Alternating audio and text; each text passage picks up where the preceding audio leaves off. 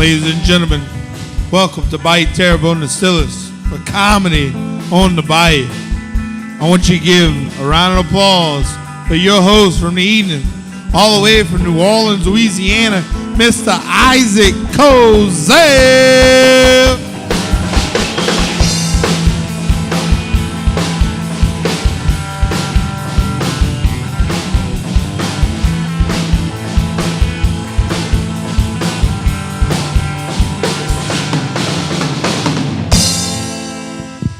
Y'all give it up for the Slippery Nipples Band, y'all. I've been told I gotta rub the tortoiseshell for good luck. We're gonna have a good show tonight. Y'all having a good time so far? Yes? Y'all make some noise if it's your first time at Comedy on the Bayou. Oh, hell yeah. Thank you guys for coming out. And if you've been to one of these shows before, how about a round of applause? All right, about 50-50. This is always a good time. Let me get the boring stuff out of the way real quick. It's a big room with a lot of echoes, so if you have to talk to somebody next to you, keep it to a whisper, especially if you're in the back. Keep your cell phones on vibrate. You can take pictures of the comics, just don't use your flash or take video. That's pretty much all the rules. We're going to have a good time tonight, I know it. This is always one of my favorite times of the month. And now that we have a built-in live house band, I thought this month we'd do something a little fun with these guys. We're going to treat this kind of like a late-night talk show. So on the way here, I wrote some Jay Leno-style monologue jokes. I shouldn't have been texting and driving. I almost wrecked 3 times, but we'll see how this works. So I'm going to do these Jay Leno-style jokes, and you guys do your thing. You're going to be like the Kevin Eubanks band. Is that cool? All right, here we go. Current events, gang. All right. Hey, the Queen of England died. Queen of England died. You seen this? You heard about this? Initial reports stated that people were lined up for 3 miles to pay tribute to the Queen this past week. But upon further inspection, it turns out the lines were due to the fact that London had just opened their very first Popeyes franchise. All right.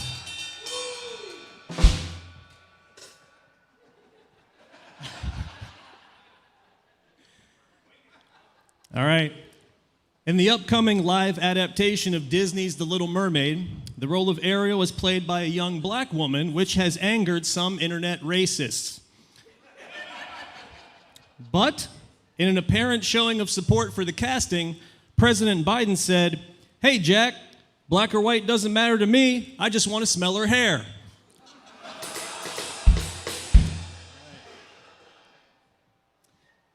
There's some regional news coming out of New Orleans. Big news out of New Orleans today. You guys seen this? You heard about this? According to the Wall Street Journal, the city of New Orleans was recently named the #1 murder capital in the United States.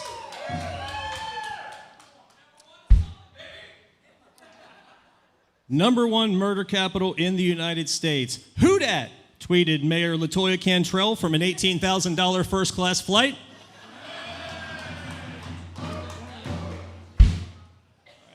And in local Homa news, Bayou Terrebonne Distillers recently released 2 new rums, Hard Scrabble and Hogshead. When asked for their opinion on the new liquor, a young white woman said, "The rum is fine, but I just wish they served White Claw here." All right, gang, so we're off to a good start so far, having a little fun with y'all. As always, I brought 3 amazing comedians with me this month, and we have a very special guest popping in. Then, after that part, we have an open mic portion of the show. I know some of you have already signed up. If you want to sign up to do a few minutes of comedy, please do. It's always a super good time. So, you guys ready for your first featured comedian of the evening? Hell yeah. This guy coming to the stage, very good friend of mine, visiting all the way from Baton Rouge. Please welcome the hilarious Terrence Delane.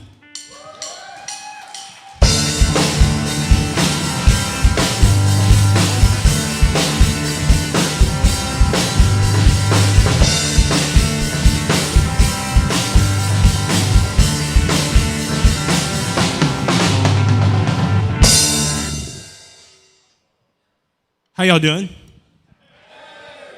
y'all see that walk-up I got to do? I felt like I was getting married just now. That was a cool thing.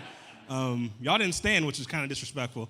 On my special day, y'all didn't want to stand. That's kind of rude.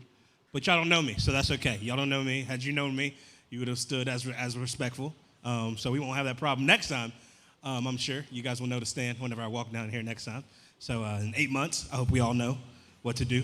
So let's not have this problem again. A little bit about me, just so you can kind of know me. When I was 5 years old, I was in my preschool's rendition of The Wizard of Oz. I had the role of Toto. The role of Toto in The Wizard of Oz. Toto, if you haven't seen The Wizard of Oz, is the dog. I went to a predominantly white preschool, and sometimes what happens at those preschools is the teacher thinks you're very cute, but does not think you know how to read. So she elects to give you a role where you don't have to say words. So you don't have to memorize any lines. And that was interesting, because I could read better than most everybody in the class, but it was too late once I've been cast as Toto. They already got the dog costume for me, so I had the costume, went to every practice, was in every scene, but they wouldn't let me say nothing in the play whole way through. No part of the play could I say something. I asked if I could bark. They said, no, you cannot. It's a no barking play. I didn't know that was a rule. It was very specific, no barking in the play. So I was just up there. People came to the play. A lot of people came, family, friends. My pastor was there, come see me do a special thing. I didn't do anything special. I just existed on stage. I was in the middle of the stage, and then we went over there, met the Scarecrow, and then we went over there, met the Tin Man. Then at some point we met the Lion. I don't know. I was just standing still. I think I might have fallen asleep. And then we did the Wizard of Oz thing. We stood behind a fake air balloon, and we left, and that was the play, and people clapped. And people said I did a good job, which wasn't true. I didn't do anything except exist. I didn't get to show my range as a dog. I had practiced. I had watched many dogs since I got the role. I knew what I was going to do, but I didn't get a chance to do any of it. And so I thought I hated performing. I went home that day. I was like, I'm never going to do this again. Never tried out for any play, elementary, middle, high school. Never tried out for anything. And then a little bit after college, I started doing stand-up, and I realized it isn't that I don't like to perform. It's that I don't perform without a mic in my hand. And with the stand-up thing, you get a mic every time. That's my favorite part of it. They have the open mic after this. It'll be very bad people, but they get the mic. It's the rules. They have to get the mic. That's the first rule of what we do. It's a very important part. That's why I do it. I'll get the mic. They don't have a mic, I won't be here. But I don't need stand-up to do performing on the stage with a mic in my hand. I'll do it anywhere where there's a stage and people watching. Like a graduation, I speak at graduations. I'm not normally invited, but I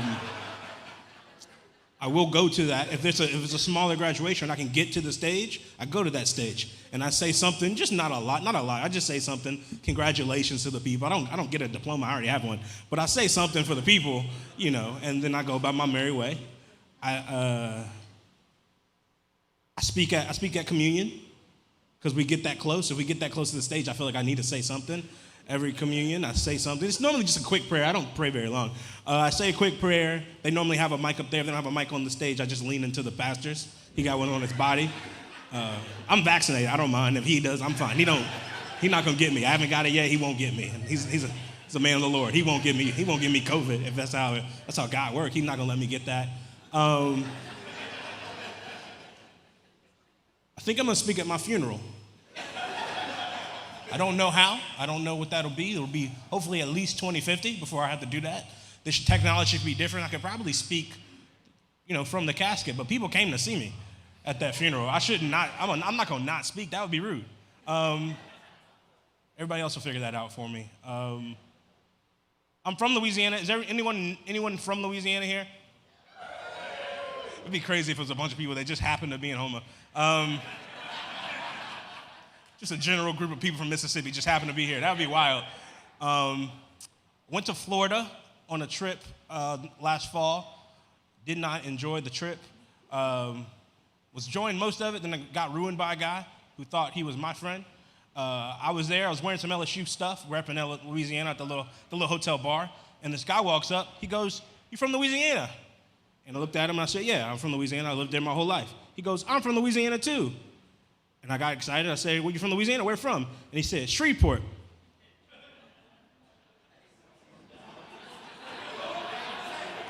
That's not what I meant whenever I said Louisiana. That's not what he's supposed to say. If you're from Shreveport, you're supposed to say Shreveport when you talk to a Louisiana man. You're not supposed to confuse him by pretending you're from Louisiana where I'm from. That's not where he's from. That wasn't very nice at all. He's not supposed to say he's from here to confuse me like that. I was going to talk to him. I thought I was talking to Louisiana man. I got very excited. I was getting vulnerable. I was going to talk to him about gumbo. But he's from Shreveport. He don't know what that is. He has no idea what I would have been talking about. We'd have been speaking two different languages. He ruined my vacation. Also, he made me a little gay because I was at the beach later, shirtless, just thinking about him. Couldn't think of nothing else but him. Couldn't think of anything else and how he betrayed me. My girl was right there. Couldn't even think. Could have been blind. I couldn't see her. All I was thinking about was that man. He made me gay. And it was October. I didn't want to be gay in October. If it had been June, I'd have been okay with being a little gay. Everybody is. But that wasn't the month. It wasn't the month I was trying to be gay. I was wanting to be very masculine in October. And he ruined that. So I'm going to kill that guy. I don't know when I'm going to kill him because he lives in Shreveport. And I don't go there for nothing. Not even on accident. You got to pay me to go to Shreveport. I don't go there. But if he comes to real Louisiana, where we are, I'm going to find him. I know his face. He's not going to get away with that. He ruined my vacation. I'm going to get my revenge on him sooner rather than later. Speaking of Louisiana, while we're down here, I've been doing a lot of shows in New Orleans, coming from Baton Rouge, passing through it. And I keep seeing the sign Kenner. Keep seeing the word. It's a weird word. I have an idea about the word Kenner. I think Kenner would be a good racial slur for white people to use to other white people. It's an idea I had. I've been looking at it. I don't know what kind of white people would be a Kenner. That's y'all's word. You would decide. I really wouldn't. Once y'all decide, I wouldn't even say it no more. But I do think if y'all figure that out collectively at the meeting, I know y'all have meetings. If y'all go to the meeting and y'all figure out how y'all want to use it, that could be a great way to start a fight. You know, if you got a lot of stress in your body, you want to get it off, you just call somebody a Kenner, stuff will start flying. Y'all can get y'all's fight on. And it'll be a great thing. So I think y'all could just decide that and really ramp up the world. Y'all get that going. You don't even gotta tell nobody I told y'all that. I really won't be allowed to use the word at that point. So don't tell nobody I even said this. It'll be our secret here in this room. Next Saturday, I have an anniversary, 2.5 years with my girlfriend. But not so fast.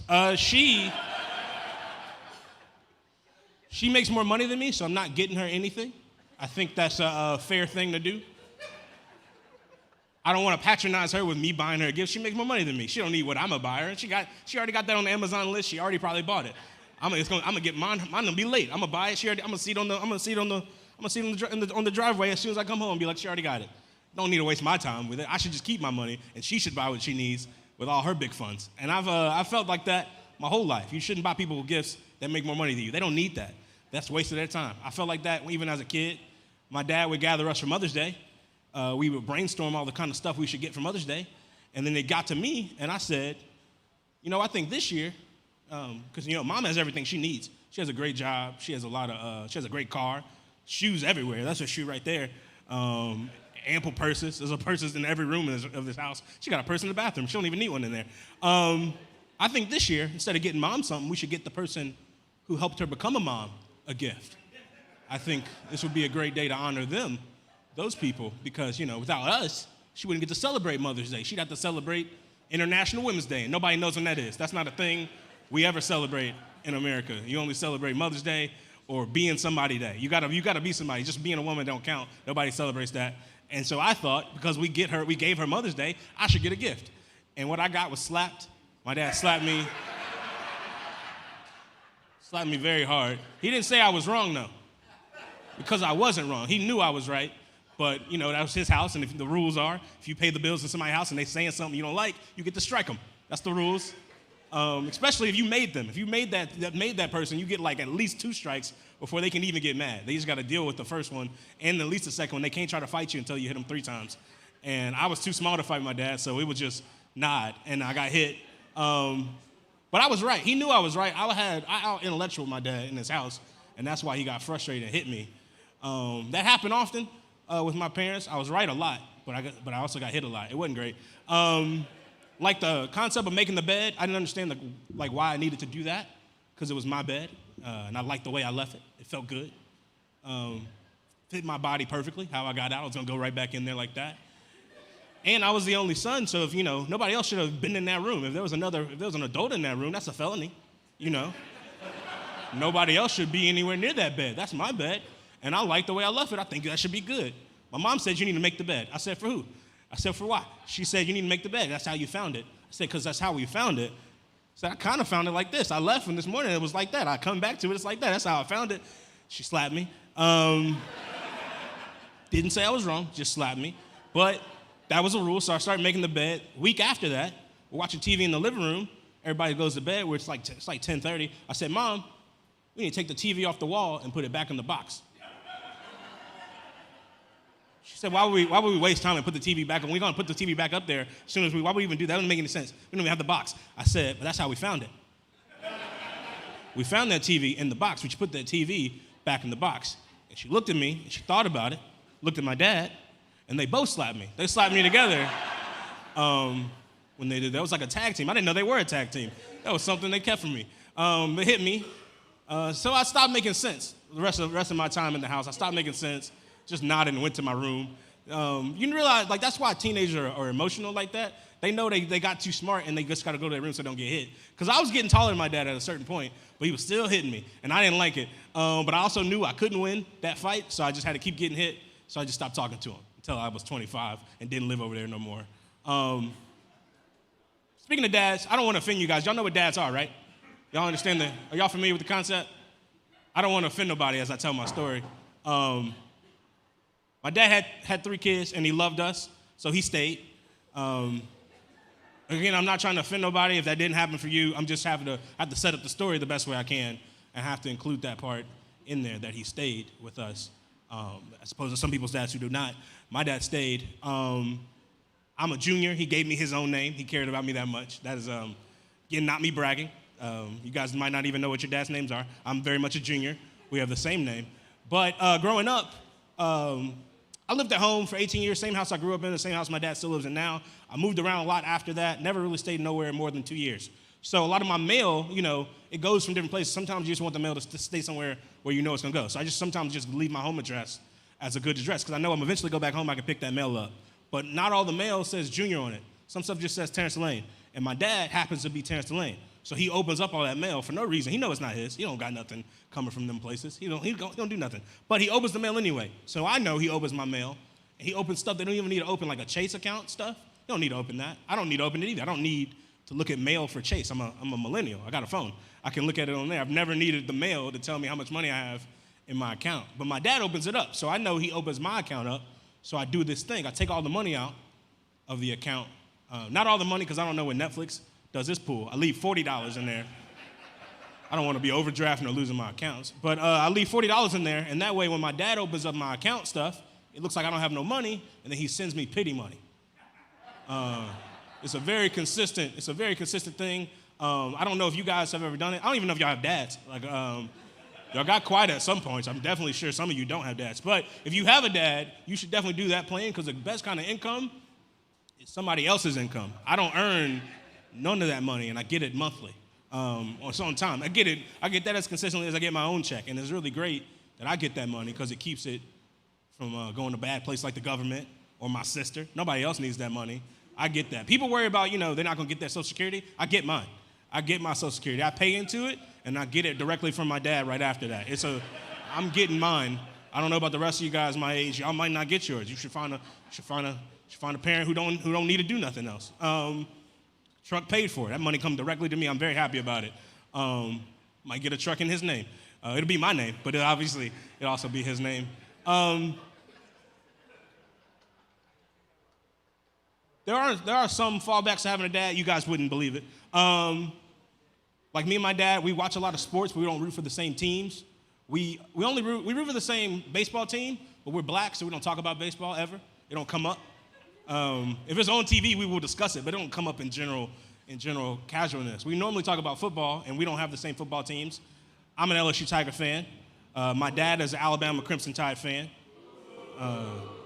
It was his decision. I wasn't here when he did that. I told him not to. He did it anyway. And I'm a Saints fan, but my dad is a Minnesota Vikings fan.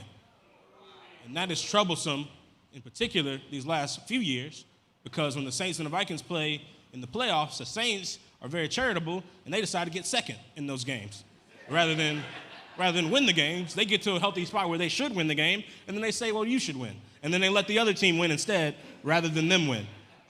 It's very nice. It's very Saint-like, but it don't help me. It don't make me happier when they do that. I don't really enjoy that. Last Saints playoff game we were in was 2021. It was the Saints versus Buccaneers. I was at home for that because I hadn't seen my dad. It was like 8 or 9 months into COVID. I wanted to go see my dad. I went home, watched that game with my dad. If you guys don't remember the game when the Saints played the Buccaneers, what happened in the game was there was a game within a game where Drew Brees threw the football to the other team over and over and over again until the clock struck 0 and the Saints had second place, and then he quit football. He quit football that day. That was his whole day. He threw the ball to his kids at some point. I didn't care about that. He ruined my day and my life by just doing that willy-nilly. And at that point, my dad, who was right there, was able to, because he's lived in Louisiana for like 40 years, he was able to remind me of every Saints loss they've had in the playoffs over the last 10 years, because he has a great memory. And he was just listing them off year by year by year. And it was at that point I began to be jealous of black men who didn't have dads, because if I was a black man without a dad, I could have just went to the bar and drank that off. I wouldn't have had to think about none of that. But my dad loves me. He has my phone number. He could text me about that all the time. And he did for the rest of that calendar year, 2021, just texting me about Saints losses. He found it very delightful. I couldn't cut him off because he sends me money. But I resented him a lot. I resented him a lot for what he was doing to me. I didn't like it one bit. It's very distasteful. He didn't have to do that to me. Want to get to know you guys casually. Not a lot, just a little bit. Is anyone here a dog owner? You're a dog owner? Yeah. What's your name? Blake. Of course your name was Blake. Blake, you having a good night? Okay, it might change a little bit. How old is your dog? 8? 8 years old. And how long are we going to let that dog live? What do you mean as long as you can? What is that? Are you a vet? As long as you can afford to pay a vet. I like that, Blake. We are open and honest. That was good. I have a follow-up question because we are having a great dialogue. What is your favorite thing about being white? Lots of things. You don't have to give me number one. It's just something in the top 3. Sure, you've done a list before. A lot of pros. You have to use sunscreen. You enjoy that aspect, smelling like sunscreen. That's an interesting one. I would never said that if I was white. I don't want to smell like sunscreen either. They make cologne, and they don't ever make sunscreen cologne. I don't think nobody wants to smell like sunscreen except you, Blake. But that's fine. If I was white, I would enjoy the most like your heritage. White people know exactly where they're from. You guys, a white person where they're from, they're a 4th Irish, half French, 4th English, 5/8 racist. They know they know the genealogy front to back. Me, myself, I know Africa. I know we are from Africa. I don't know details after that. I don't know any of that stuff. Y'all don't know either. Y'all don't know where you're from at all. You general Africa. You have no idea. And I don't like that. I want to know countries. I want to have a country to root for, when they have the big sporting events like the World Cup or the Summer Olympics or the White Olympics. I want another country that I can root for outside of the United States, but I don't have one. I don't know if I'm supposed to root for Nigeria or Kenya. I have no idea. There was this lady at my job. I had dreadlocks at the time. I was talking about saving money, and she goes, "You must be a Jamaican." And she probably thought I was going to offend me because I stopped, but I wasn't shocked. I was excited. I wanted to be a Jamaican. I asked her, do you know Jamaicans, and do I look like them? Have you met Jamaicans that want me? Have you been to Jamaica? Have they called? Have they called the office about me? I just want to be recruited. I don't even need an NIL. I just want to belong to a country. Not Ethiopia. I don't want to be Ethiopia. That's just a personal thing. But anybody else over there, I do want. I want to be recruited. I'm very excited about the idea of being, with the country. I mean, U.S. is cool, but I want more than that. In case somebody tell me to go back, they don't even know where to go back. I have no idea. I just got to go to Africa. There's no place called Africa City. You can't go nowhere. I would be lost at the airport. I would just be at the airport, not knowing where to go. It would be very confusing. I don't want that. I'll leave you with one last thing. I've appreciated you guys so very much. I used to have dreadlocks. Had to cut my dreadlocks because they're ruining my life. 3 things why I had to get rid of the dreadlocks. First one is 420, the holiday, April 20th. When you have dreadlocks, it is a mandatory holiday. It is not optional to smoke. You have to smoke. They give you a drug test on April 27th. If you test negative, they cut your hair. It's a real thing. I didn't know it was a thing. My cousin, they cut his hair. Cut his hair. He didn't want to smoke. I want to get a new job. I had to cut my hair. Second thing happened, fantasy football. I have the build of a third-string running back, and it don't normally come up in life. But when fantasy football happens, you got the waiver wire. Sometimes you need another running back, and then he fumbles, and I look like him. And then you want to fight me, and I don't know what that is. I don't understand that. It's a weird friction. I don't like it. Last one happened. I was at a supermarket, and this boy said, Serena Williams, and he was pointing at me, and then I cut my hair. That is all my time. I'm Terrence Lane. Thank y'all.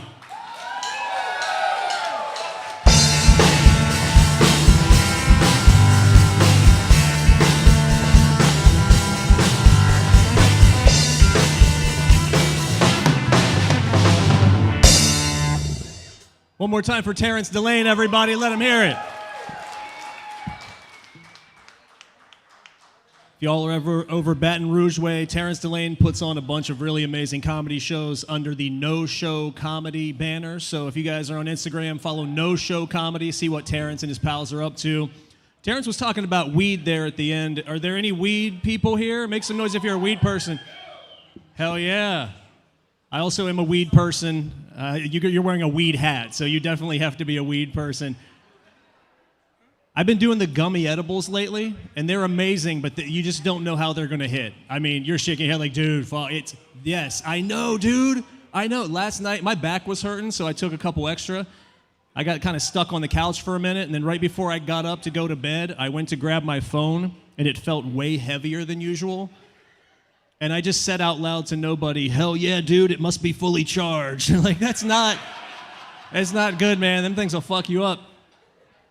We have a very special guest tonight. We had already booked 3 feature comedians, but this guy came with one of our other comics. I'm so glad he's here because he's one of my favorite comics in New Orleans. He also has the coolest handshake in all of New Orleans comedy. You'll find out if you shake his hand after the show. Ladies and gentlemen, please welcome our special guest, Red Bean.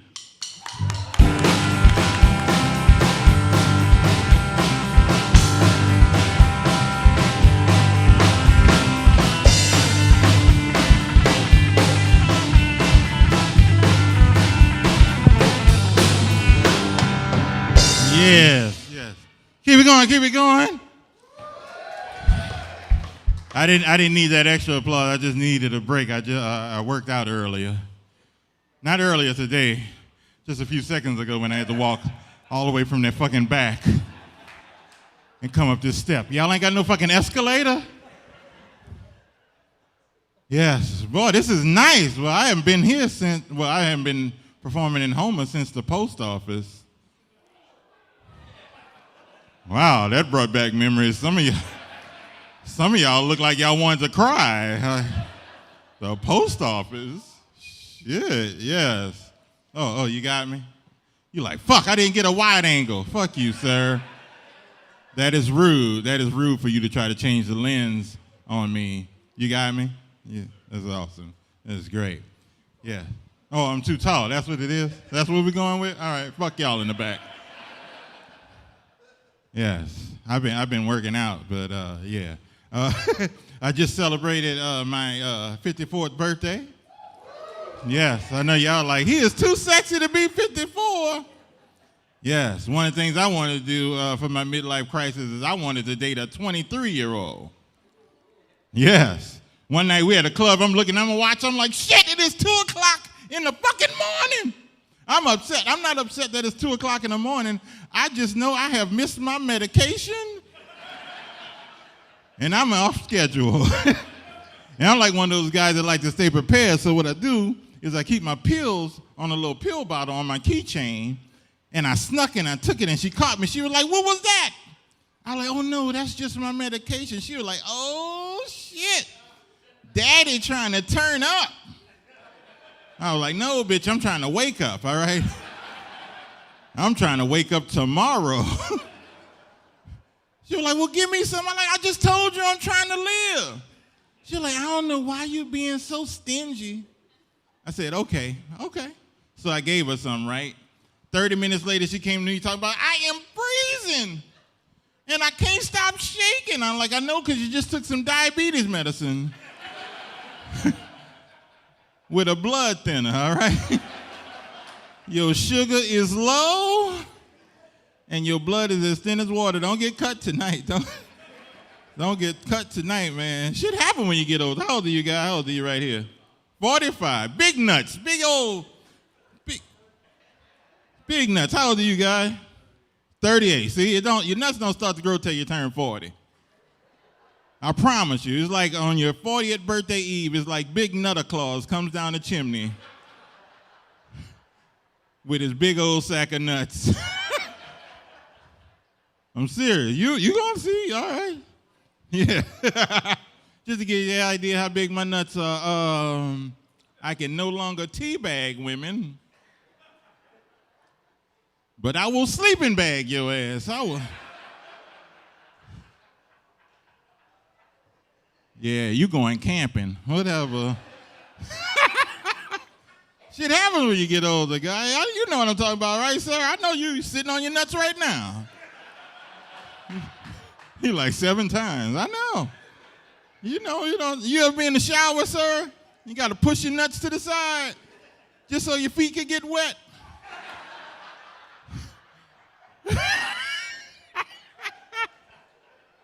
Just saying, just to give you an idea how big my nuts are, I got blue balls now. And no, not the kind y'all think. We got that blue wart at home in the toilet. Took a crap the other day. It's like I was dying Easter eggs. I'm like, this is not cool.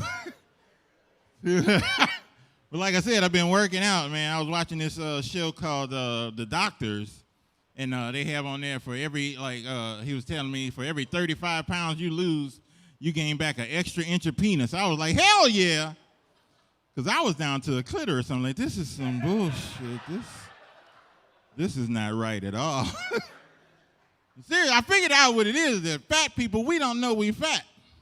You think I'm lying? The other day I was at a buffet looking at this other dude like, look at his fat ass. No, he should not have his fat ass at a buffet. I got mad too. I'm like, is he gonna eat all the crab legs? Yes, I just found out I was fat yesterday. What had happened was I had gotten out the shower, right? And I was sitting on my bed and I was putting my lotion and my baby oil on. That's not even the fucking joke yet, lady. Anyway, I was sitting on my bed, and I was putting my lotion and my baby oil on. And when I got up, the crack of my ass drugged the comforter with it.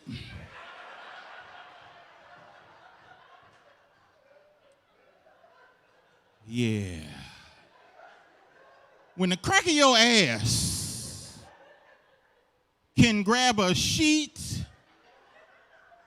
and or a comforter with it, your ass is big. And I know they're promoting obesity in this country. I don't know if y'all heard this store called Lane Bryant. Yeah, those of y'all don't know, that's the big woman store. It should be called Lane Giant. Anyway, I am not a fashion consultant by no means, but y'all, I saw thongs on hangers. I don't think all y'all following. I'm talking one thong and one fucking hanger. And like I said, I'm not a fashion consultant by no means, but if your thong fits on a hanger by itself, leave that motherfucker in the store. I'm serious, like it comes time for you to do your laundry, right? And you gotta fold your thong by tucking it under your chin and fold and tuck and you don't need to wear no thong. And big women, do me a favor, leave me the hell alone. Now, it's not that I don't find big women attractive. I just know certain shit we can't do together. We can't do none of that freaky shit, none of that 69ing. Oh, it's going to be a fight. Who going to be the 6 tonight? Last night, I couldn't breathe. Like, can't do none of that sexy shit, like, you know, with the 9.5 weeks putting cherries and honey on my nipples. Shit, I'm thinking about breakfast. I'm in the kitchen cooking waffles and pancakes, talking about you are wasting food. Like I said, man, earlier I done fucked around and got diabetes.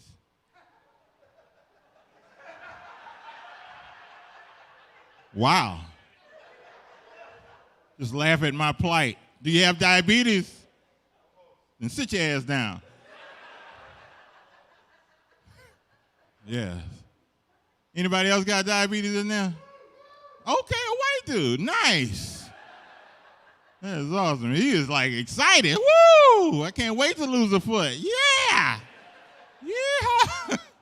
Consider yourselves lucky, boy, because it will fuck up your sex life.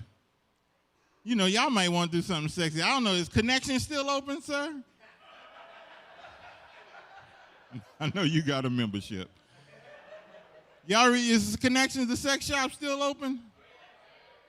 It's surprising that a lot of y'all know about this. But yes, you might want to do something sexy. You know, you might want to do something sexy for your man, something, you know, go to the Connections and go there and get the edible underwear. Yeah, my girl got to go to the manager. Hey, these coming sugar-free? Where y'all keeping the sugar-free drawers at? Everybody else able to use sexy shit like cherries and honeys and syrups and whipped creams. I got to use ranch dressing and broccoli tips.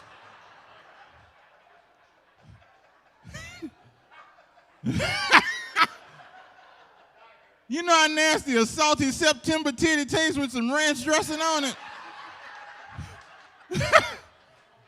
Hey, y'all, thank y'all for letting me hang out with y'all. I'm the bad boy Red Bean. Yes.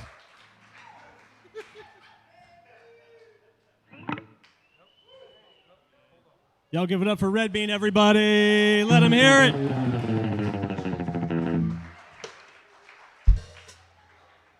All right, gang. Next featured comic coming to the stage, visiting all the way from Lafayette, Louisiana. Please welcome Maggie Shipley.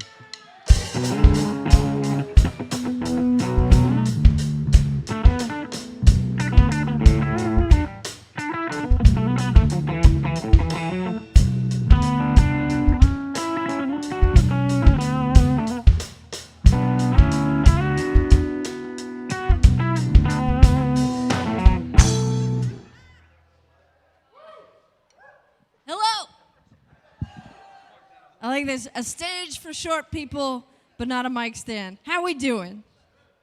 No, it's good. Thank you. 3 cheers. 3 cheers for the PA. I'm not too worried about it. Ugh. No, there's tall ladies. It's good. This has now become a whole thing.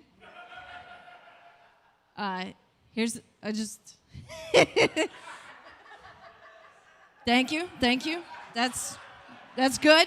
Yep. My mom, traditional prenatal care in my family is switching to ultralight cigarettes. It's low tar for babies. The Surgeon General gets very uppity about low birth weight babies, but I like to think that I was just cuter for longer. That's a joke I did. I told that joke to my mom because she thought it was so cute that when I was born, they didn't make clothes small enough for me. Anyway, it's fine. I did grow eventually, just not tall guy mic stand grow. You know how to. It's cool to be in Louisiana again. I was just in Colorado. And I can't do any of my religion jokes there because they're godless heathens full of weed. So let's get weird. I'm not Catholic, but my car is. I have a history of car trouble that just impresses my friends at this. Okay, for example, the first time I drove through Austin, Texas, my windshield exploded because wet cement fell on my car from the sky. Now, I checked with Austin people that is not a quirky seasonal thing they don't tell the tourists about. That has happened to 3 people ever, me and the 2 cars behind me. I went to a party, a work party, during which a totally normal Louisiana thunderstorm took place. And when I went back to my car, there was a pecan tree in it. And I told my friends about it, and they were like, that would only happen to you. And I was like, that's true. And they're like, guess you won't be parking under trees anymore. I was like, I didn't park it under a tree this time. I parked a very respectful distance away from a pecan tree. And then a regular string thunderstorm was like, yeah, bro, I lift. So yeah, I have a St. Christopher medal in my car because I will accept help from literally anyone. Growing up, I was more exposed to some of your squirrelier Protestant religions, the ones that make your just basic Baptist nervous. You know what I mean? Like my best friend's mom, or my best friend's grandmother was Jehovah's Witness, and she's like, the saints are idolatry. I was like, no, I think the saints are just like a wise division of labor and responsibilities. So that's why I like the saint system of Catholicism. Not enough to join, but just enough to think about it. Because they're like, it's like a religion for people who worked in customer service. You go to Catholicism, you're like, hey, I'm having a problem. Can I talk to the manager? And they're like, gross, no. You don't get to talk to the manager. Nobody gets to talk to the manager. You're like, but I'm having a problem. Well, be more specific. Are you on a journey? Do you have a lost cause? Were you beheaded by the Austro-Hungarian Empire? Check the duty roster. We got a guy for you. Oh, we got a lady. The Catholic Church started canonizing women in like the 500s, which is a solid 1,000 years before the most progressive man of his time was like, gentlemen, I think some exceptional women are smarter than dogs. And that guy got beheaded. Now he's the patron saint of, no one asked you, Steve. So I like Catholicism. I like that you don't get to talk to the manager, because like I said, I grew up Protestant, and Protestant religions, you're like, hey, I want to talk to the manager, and they're like, good. Talk to the manager. And invite the manager into your heart. The manager's your dad now, and your husband. It's not weird unless you make it weird. The manager's always with you. The manager's always watching. The manager knows what you think about when you touch yourself. You know what? You know what? You know what?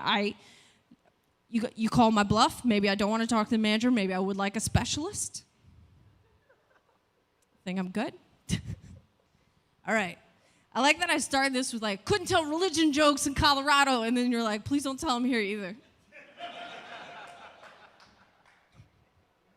No, it's pretty good. I was creepy churchy growing up because I was an angry virgin, and we didn't have the term incel then, and they also don't have a word for incel girls because we don't shoot people when we're mad. But I was just not having a good time. But I was creepy churchy, and then I was the token single friend, and then I was like a serial monogamist in a plot twist. And now I'm in my mid-30s, and I never had a hoe phase. And last year, I was like, you know what? I deserve a hoe phase. I deserve to treat myself. I was like, I am strong. I am brave. I pay my taxes. I get my oil changed on time. Let's do this. And I facilitated a hookup at my house for the first time ever. And it was not successful. It was educational. Because what I learned is that penises in relationships, I should also say, I cut my hair on purpose, but canonically I fuck dudes. So anyway, I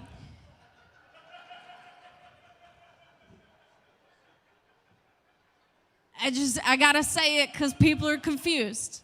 So anyway, what What I learned from the hookup that didn't go was that penises in relationships have very different expectations on them versus penises in hookups. Because the reason the hookup did not work is because the penis tapped out.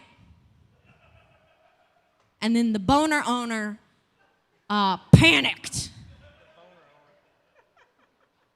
And I'm of the mind, like, sex doesn't have to be, like, super cool as long as everybody's having a nice time. And he was not having a nice time.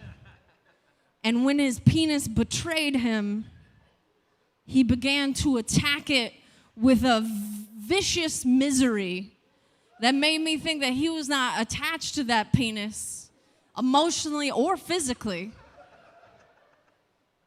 And I was California sober at the time, and that cut through. I was like, you know what? This is not fun. I don't think I want to do this anymore. But I still had like relationship brain, because relationship penises, they'll just like call in sick sometimes. They don't care. They're like union workers. They're like, what are you gonna do? Fire me? I'll be back tomorrow. It's whatever. So I was used to relationship boners. One of those taps out, doesn't want to play. You're like, well, it's okay because I still like you. You're still pretty much naked. We can just cuddle and like rub stuff. And then a relationship boner is like public transit in a well-funded city. There'll be another one along in a minute. Not hookup boners.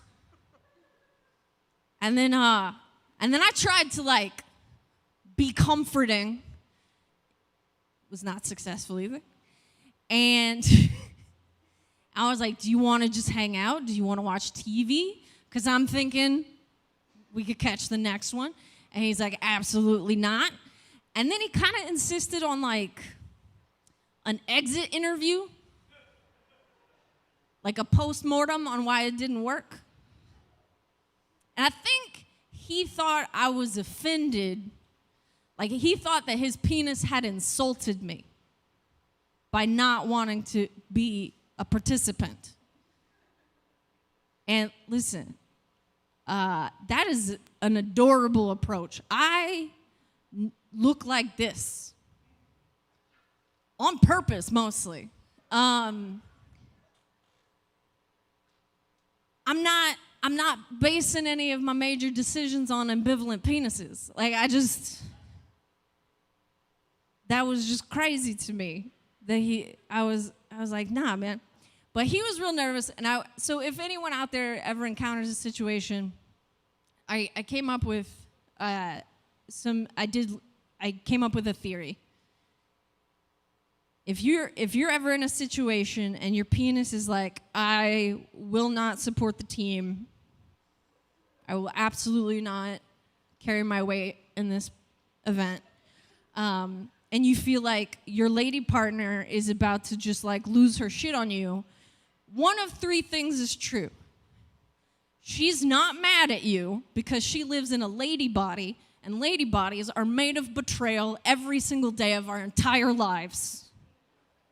Or she is judging you because she's a bad person and your penis is trying to protect you from her.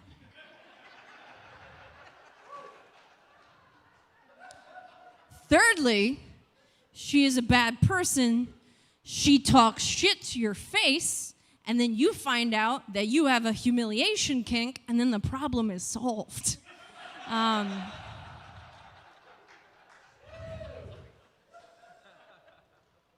Also, side note, this isn't traditionally part of the set. Who told dudes to do the bowling alley thing of lady touching? Did a dude tell a bunch of dudes that's a good idea, or is there one woman out there sowing chaos? Be like, no, you should try this with every woman. Don't even talk about it first. She's gonna love it.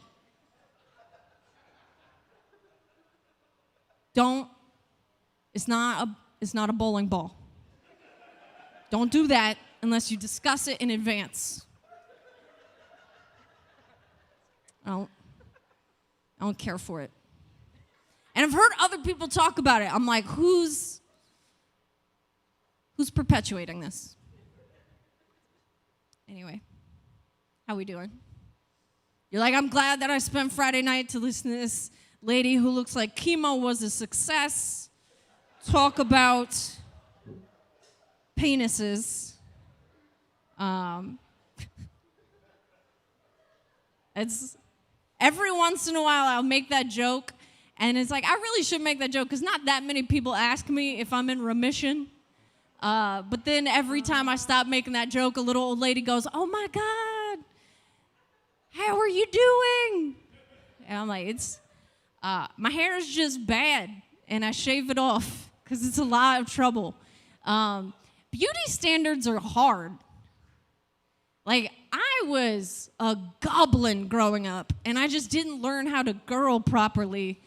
And then I got here to adulthood, and I just saw how much time and money and skill everything requires. And I'm like, oh, no, not for me. That's like a whole second job. No, thank you. So I look like this, and I do okay, just not at hookups. So anyway. I'm loving this energy that we almost have. I really like it. I really like it.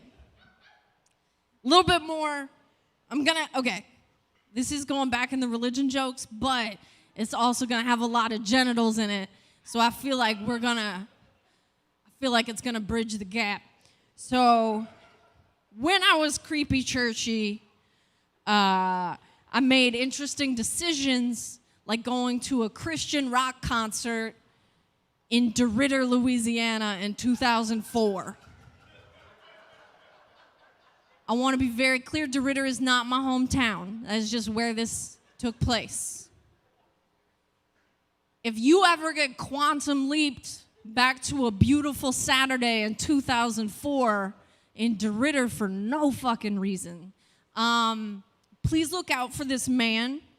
He's wearing a shirt that he could read. Like, no one made him put it on. He saw it. He's like, today's the day. And then he put on a black T-shirt that said in white letters, "Pornography rapes the mind." And even in my true love, waitsy little promise ring brain, I was like, bruh, calm down. It's 2 p.m. The sun's out. Do you want to explain your shirt to the children? But I remembered that guy, and I wanted to go back and find him and be like, hey, man, you still got that shirt? Do you still feel that way? Because it occurred to me, I knew what he meant. I've seen some porn I didn't mean to see. It lingers. But I want to go back and find him and be like, hey, you know what would be way worse for your brain than pornography is if you made it through your whole adolescence, your whole childhood, and you got to adulthood, and all you'd ever seen was PG-13 movies and 9 p.m. network drama love scenes. And then you convince someone to be naked with you because what's in your toolkit for what's going to happen is so wrong you may never recover. Like PG-13 sex, they can only show a man orgasm, so you're like, I don't know, maybe women just don't come. Or they come from missionary, and you don't need to ask follow-up questions. Your dick magic matches with her vagina magic, and then there's no extra work involved. 9 p.m. network dramas, they're always under a blanket. In Louisiana, you'll die of heat stroke. And when they're doing missionary, their faces are next to each other, even though they're not the same height, even a little bit. I'm like, I don't think your parts are touching.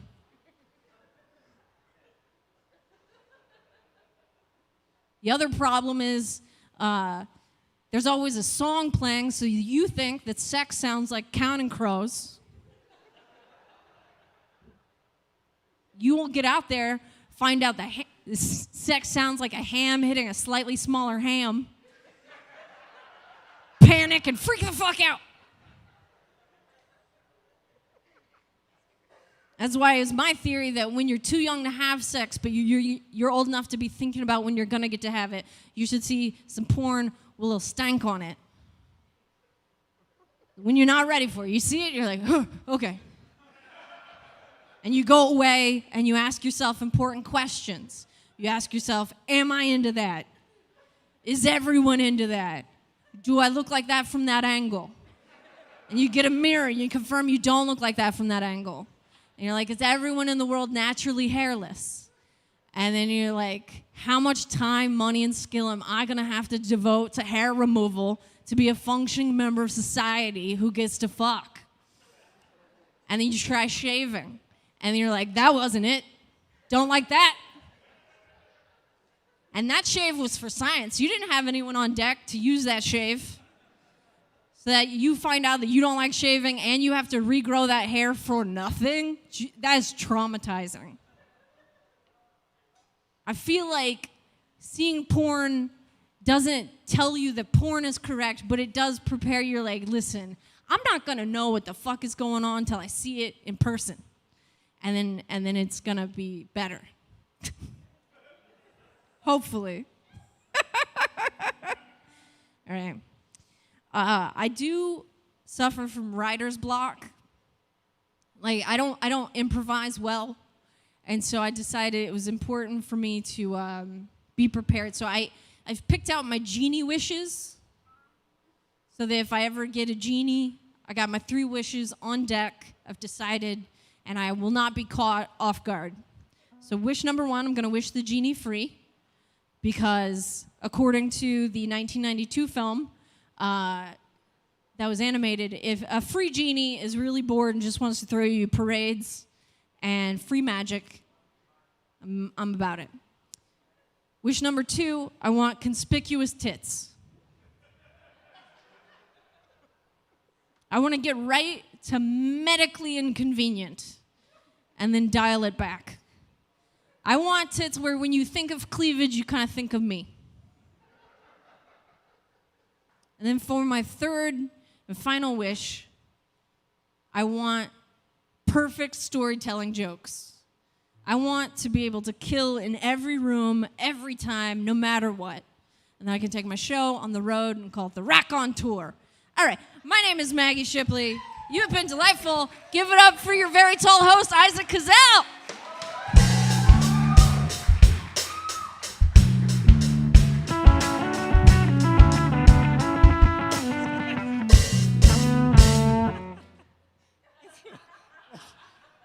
We're close.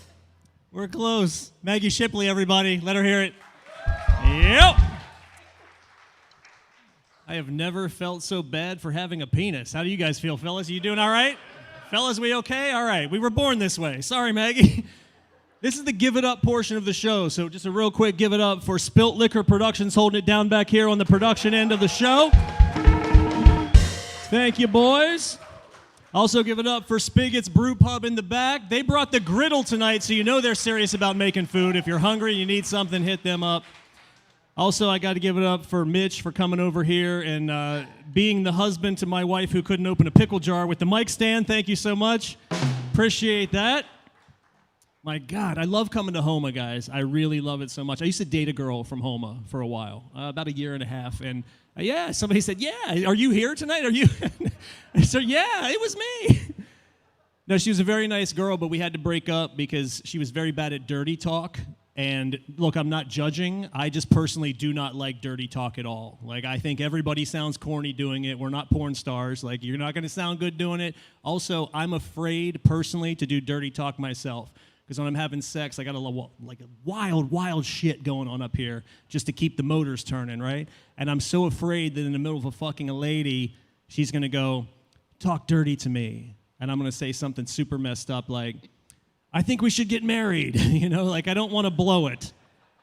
I don't want to blow it. I will tell you, though, this is what freaked me out. I was driving from New Orleans to Homa, and she texted me, and she said, I can't wait till you get in town. As soon as you arrive, I'm going to give you some special kisses. And I was like, hey, what are special kisses? And she said, that's what I call blowjobs. And I was like, okay, cool. How many children have you molested? Who calls them special kisses? Who the fuck says that? That's an insane thing to say. What do you call fingering? Doing the hokey pokey? Like, we can't talk like that. We're adults. That's insane. Hopefully everybody had a good pandemic. We're all here, so I think we made it. You know, I don't know how many times each of us got COVID, but, you know, and we probably are going to get it again tonight. Who knows what's coming? But my God, we're taking the risk now. Who gives a fuck? Let's just live our lives. Thank you. Yeah, I mean, my God, like the pandemic fucked up my brain. I don't know how you guys handled it mentally, but a couple months into the pandemic, something weird happened to me. I started having repressed memories just come back, like stuff that I hadn't thought about for decades. I don't know if it was the isolation or just the time alone or the stress, but I started remembering things I hadn't thought about for a long time. And one of the first things I remembered a couple months into the pandemic is that when I was in high school, I used to sag my pants. I went to high school in the 90s, and I know I really corrected course. I'm wearing sausage casings now, but like I used to really, really sag my pants. And my look, it was the Genco stovepipe pants, like the ones that cover your whole shoes. And then I had like the chain wallet, the puka shell necklace, wife beater tank top. We don't call it a wife beater anymore. It's the, she had it coming tank top. I was wearing one of those. And I looked like a roadie for Limp Bizkit. That was my whole look. I looked like a guy that walked out of Woodstock 99 like, fuck, that was awesome. Like, nothing bad happened. Like, that was my whole aesthetic. But I wasn't supposed to dress like that because I was an evangelical church kid, and what I would do is my parents had outfits picked out for me. It was always a polo shirt and khakis and little loafers, and I would hide my cool clothes in my backpack, and on the way to school, I'd duck behind a building, change into my cool clothes, and then on the way home, I'd change before I got home. And one day, before I got the chance to change, a pastor from my church was driving down the street, and he busted me. He saw me. I tried to duck behind a bush, but he saw me dressed like that, and he pulled me aside the following Sunday at church. He said, listen, young man, we need to have a conversation. The other day, I saw you walking down the street, and something really scared me. And I said, what was it? He said, well, you had your pants down below your butt. Do you know who started that trend? And I was like, the Beastie Boys? I don't know. Like, who started? He's like, no, those guys are bad too. If you have their CDs, throw them away, but this is way worse. He said the trend of sagging pants started in prison, and the guys in prison that wear their pants down below their butt are giving a signal to the other inmates that they are willing to receive anal sex. Now, I don't know if what my pastor told me was true or not, but for the entire pandemic, anytime I saw somebody walking around with a mask right here, I was like, I think that guy wants to get fucked in the nose.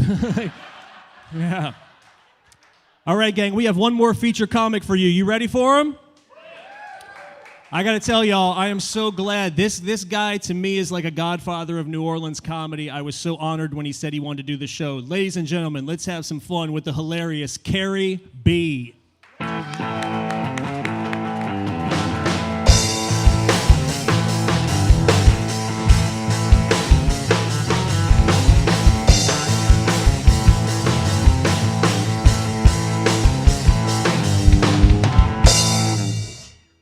All right. How y'all doing? Homer, Louis. First of all, give it up for Terrebone's own Bayou Distillery for having a beautiful building and also for putting on this show, y'all. And give it up for all the comedians, Isaac, Terrence, Red Bean, Maggie, and for the best name for any band I've ever heard, the Slippery Nipple. I haven't seen a slippery nipple in 20 years. Been a while. I'm glad to be back at home. Like Red Bean said before, we used to do shows at the post office back in the day. But actually, my knowledge of this area, I married a girl from Berwick. And I left her in Berwick. Berwick's an interesting little town. One thing I know when you go to Berwick, going through Morgan City, if you go over the big bridge, you miss it. You have to go over the little bridge. And that was in the 80s. I mean, Berwick was little. I got a flat tire, went to Western Auto, and the mayor changed my tire. Small town, but I'm glad to be able to come out here, y'all, man. Y'all been a good crowd. I'm going to do a little survey real quick because I don't know the rules of Terrebonne Parish or Homer, so I want to make sure. Is it safe for us to be here till 11? We just want to make sure we get out on time, you know, get the curfew. I noticed also only 3 black comics are allowed at one time. But thank you. 3 black comics and 3 black audience members. So we reached the quota, man. 3, it's 6 of us up in here, man. But we gonna have to ride together if it get past 11, all right? We gonna. You know what, never mind, we might look like freedom riders. That's okay, we're not gonna do that either. I'm gonna do this, I'm gonna say, there are some beautiful ladies out here though, out here. Yeah, fellas, give it up for these beautiful ladies down in the bayou. You know what, ladies, give it up for yourselves, because the fellas never really do it right. They don't appreciate y'all. Now, ladies, keep clapping if you're independent. Any independent women in here tonight, I just want to do a little survey. Some independent, meaning you got your own stuff, you got your own car, you got your own place, you got a job. I see if you got money in the bank, you got good credit score, 750 and above. Yeah, I'm just looking. Now, do me a favor, you independent ladies, y'all can shut up the rest of the show. Y'all not the ones I'm looking for. Where are the women with low self-esteem? Maury Povich, Jerry Springer type women. Women who don't care who the baby daddy is. Just throw your hands in the air, say, fuck it, I give. And that's who I'm looking for, because I done got too old for strong and independent. I need weak and needy. That's where I am in my life right now, y'all. That's what I need. I'm serious. I love women, though, man. I love women. And my love for women sometimes gets me in trouble. My love for women have made me decide I am no longer going to strip clubs in the state of Florida.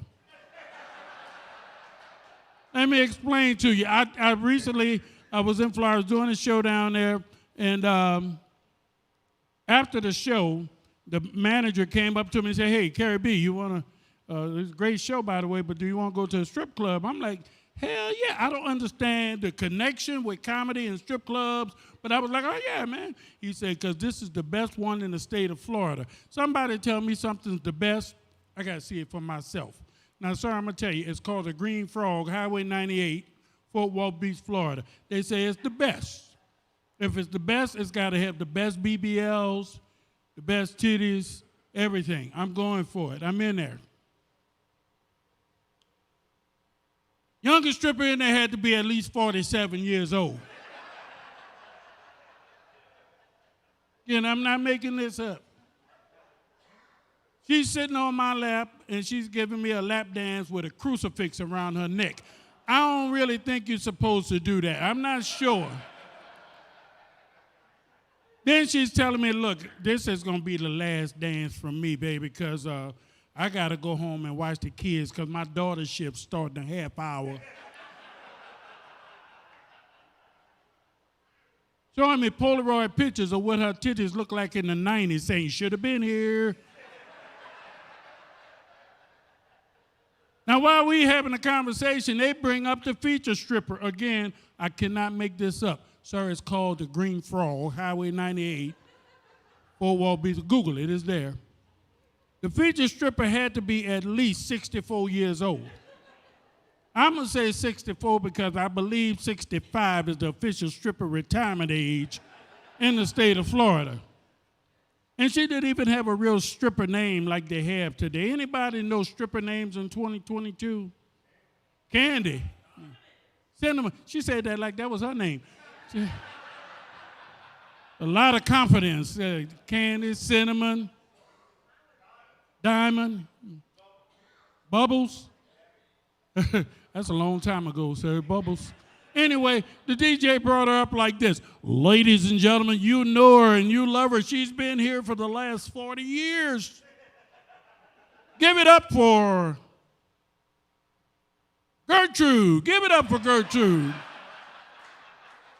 And Gertrude had just had hip replacement surgery, so she couldn't wear stilettos anymore. And she came out there with some house shoes on and some tube socks. And she didn't have the pretty stripper perfume that smelled like strawberries and kiwi. I don't even know where you get that from. She had Bengay glitter dust and sweat on her titties. Gertrude put her titties in my face. Now I got an eye infection. My eyes have swollen up shut. I can't see for 3 days messing around with Gertrude. So I am no longer going to strip clubs in the state of Florida. Sir, it's the Green Frog, Highway 98, Fort Walton Beach. Google it, it's there. If you go, ask for Gertie. But like I said, I love women, but as I've gotten older, you mature, you learn things. You learn things. I'm not too comfortable with white folks behind me.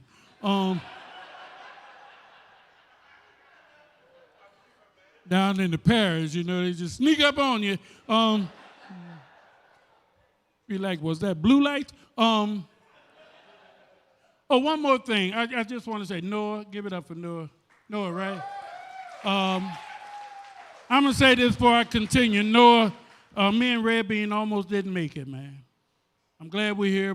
We almost didn't make it because when we turned into the driveway to look for parking, we thought that the canal back there was a wet spot. And we just continued to go, and I'm like, hold up, I don't think that's a rain puddle back there. So we might want to put a sign up or something right there. If you can see this sign, you too close. Anyway, I'm sorry, no. Anyway, I love women, and as I've gotten older, I learned what women I can and what women I can't be with. You learn that. Like, again, how old are you right here, my man? 38, fuck you. Anyway.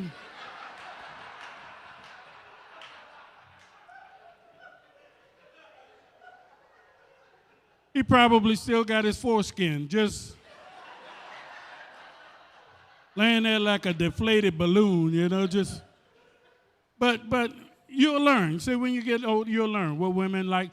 Over the years, when I was younger, I thought I could date anybody. But as I've gotten older, I learned I can't date white women. Not that you ladies aren't beautiful, you ladies are lovely.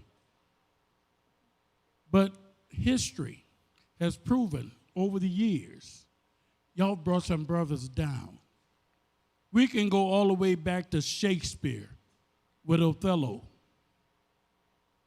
Tiger Woods, Kobe Bryant, Ray J, Kanye, OJ. OJ was so messed up, OJ got away with murdering a white woman and a Jewish man, but got 33 years for stealing his own shit back.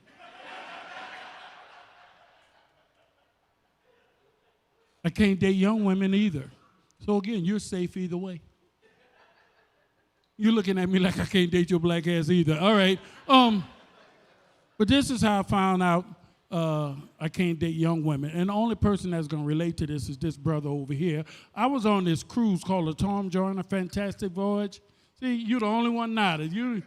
He's an African-American radio host, nationally syndicated, and he has a cruise every year called A Fantastic Voyage. He has all the artists and entertainers come on, and the money raised is for historically black colleges and universities. It's a beautiful thing. I got asked to perform on the ship, and it was amazing to me. As the ship set sail out into the Atlantic Ocean that night, I was standing on the top deck.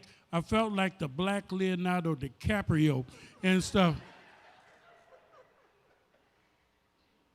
And I was thinking to myself, I am on the ship in the middle of the Atlantic Ocean at night with 3,000 other black people.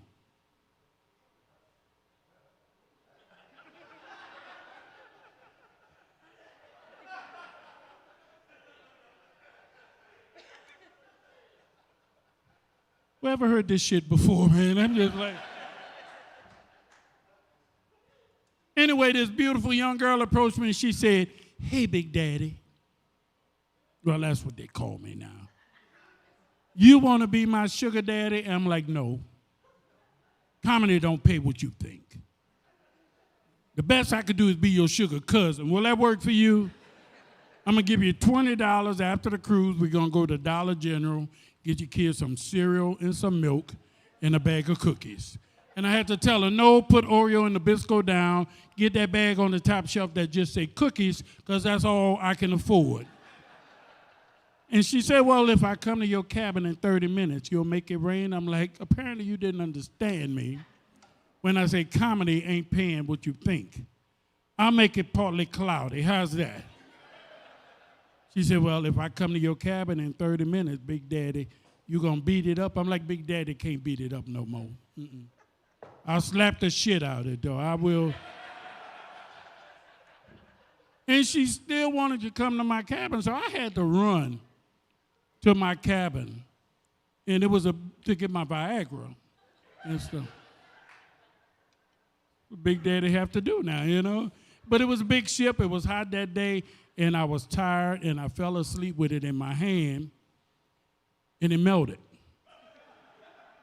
So now for the next 7 days, I can't put my arm down.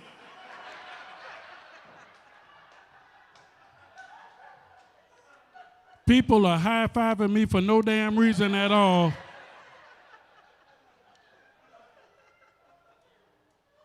I'm going to tell you something about a ship with 3,000 black people on it. They were on the ship doing shit they shouldn't have been doing. They was on the top deck sunning. We don't need the sun. We don't need. Then they had about 12 of them in the hot tub. Y'all know what that looked like? Coffee. Anyway, I decided I'm going to go a different route. I'm going to get me a cougar. But then I thought at my age, all of them was dead. But I found one. I found one cougar. She was like the last cougar. You ever saw the movie The Last Dragon, sir? Yeah, she was the last cougar. You know, she was like a leopard, really, because she had some spots and stuff, but the cougar. But she tried to make the cougar growl. That sexy, you know, ma'am. Right. You got a cougar growl, ma'am? Give me your cougar. Give me your best growl. See how quick she did that, sir? You got one, ma'am? Go ahead. Give me. Come on, give me a growl. Go ahead. Yeah. Right. See, you snatch back. That's how you do it. You get them. Cougar growl, but hers didn't sound like that. Hers was like, I'm like, what was that? That's phlegm. You got blood in it. And she was trying to be sexy. She said, well, what if I told you I'm not wearing any underwear? Depends. Anyway.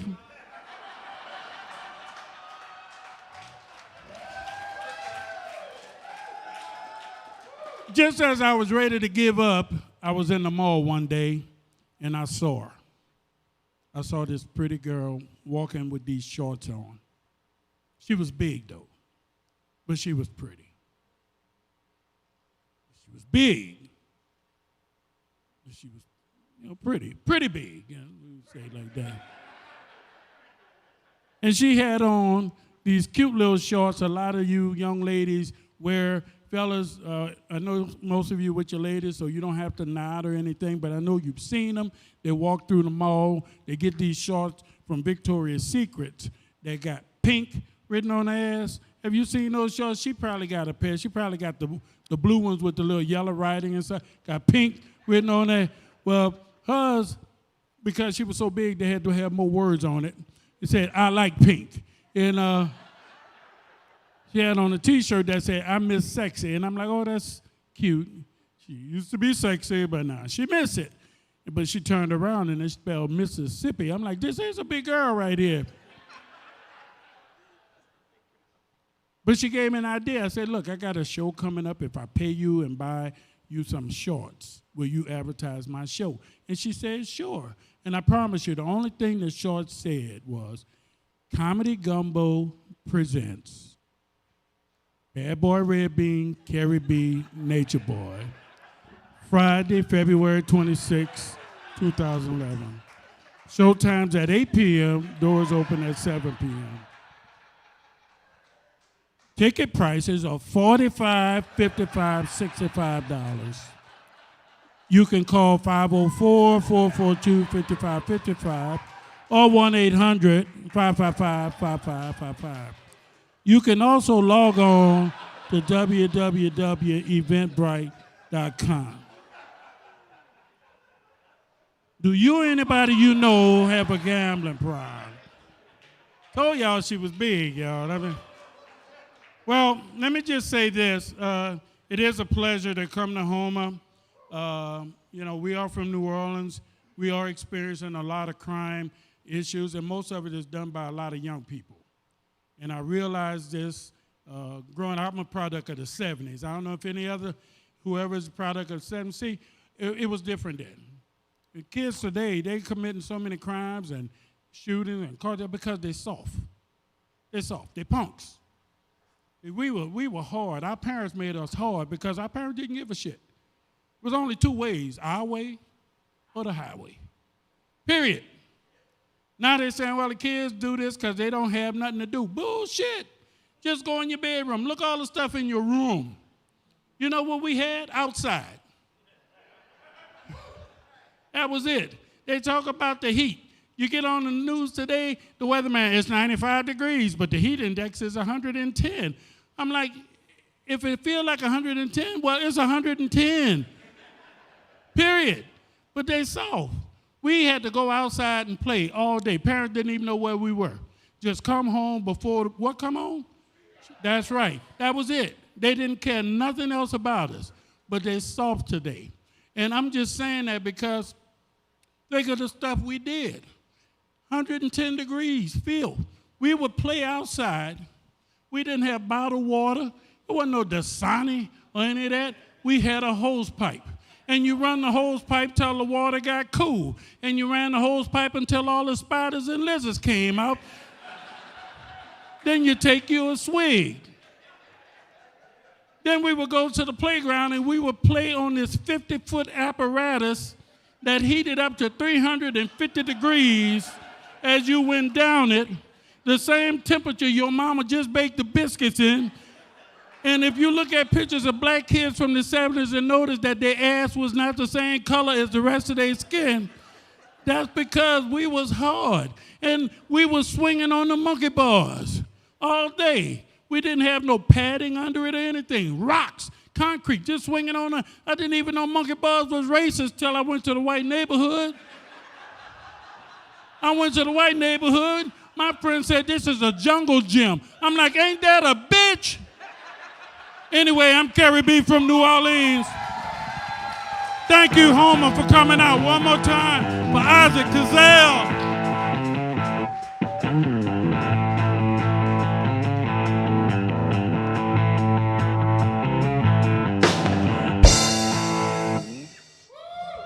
Holy shit, Carrie B, everybody. Let him hear it. Man, what a good time. So, ladies and gentlemen, here's where we're at in the show. You saw all of our feature comics, but what we do every month is we take a brief 10-minute intermission. You can grab some drinks, mill around, listen to some music, and then we come back for the open mic portion of the show. And I got to tell you, as funny as our feature comedians are, the open mic portion of the show, it's a rapid-fire show, comics doing short sets. It is sometimes the funnest part of the show every month. So if you love comedy, you want to stick around, please support the open mic comedians. If not, if this is the end of it for you, we appreciate y'all coming out so much. We'll see you in 10 minutes if you stick around. Thank you.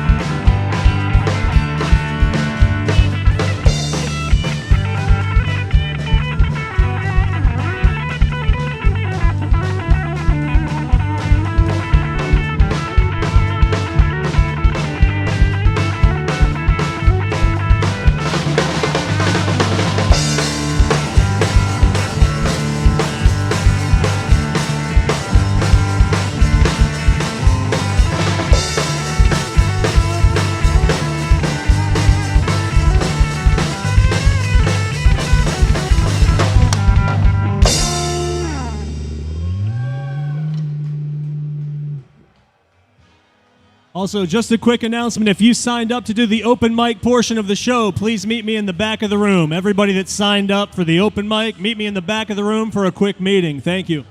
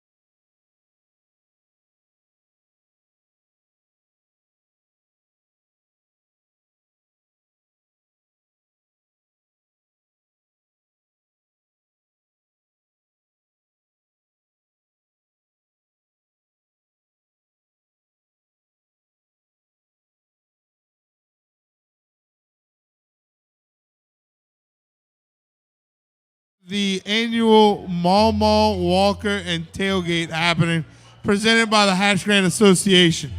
You might see the beautiful posters on the wall advertising that. During that event, one of our stops, Spigots back there, giving you food and beer all night, they are also throwing Oktoberfest. They are a stop on the route. So this is a pub crawl tailgate event that is benefiting revitalization for downtown Houma. So come out and support on October 1st.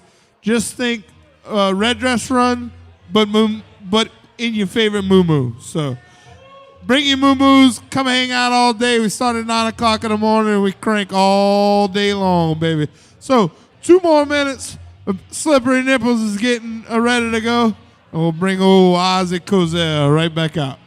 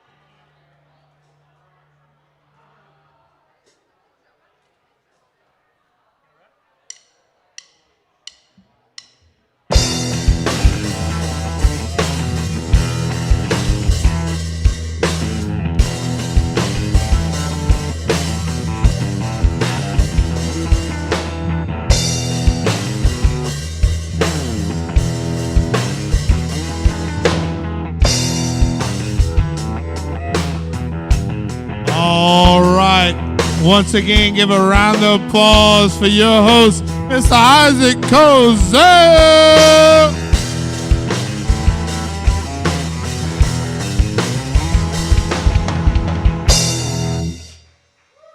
Man, a lot of you stuck around this month. Holy shit. Thank you guys for hanging out. Give it up for yourselves. This is amazing. This is very cool.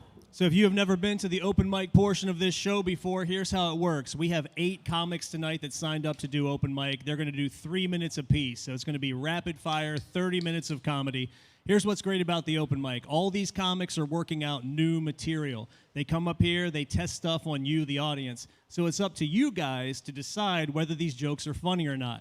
So if you don't like a joke, don't heckle, don't say anything back to the comic. Just be absolutely silent, because that is the worst thing that a comic can hear. Like, absolute silence will send them into therapy. I'm not kidding.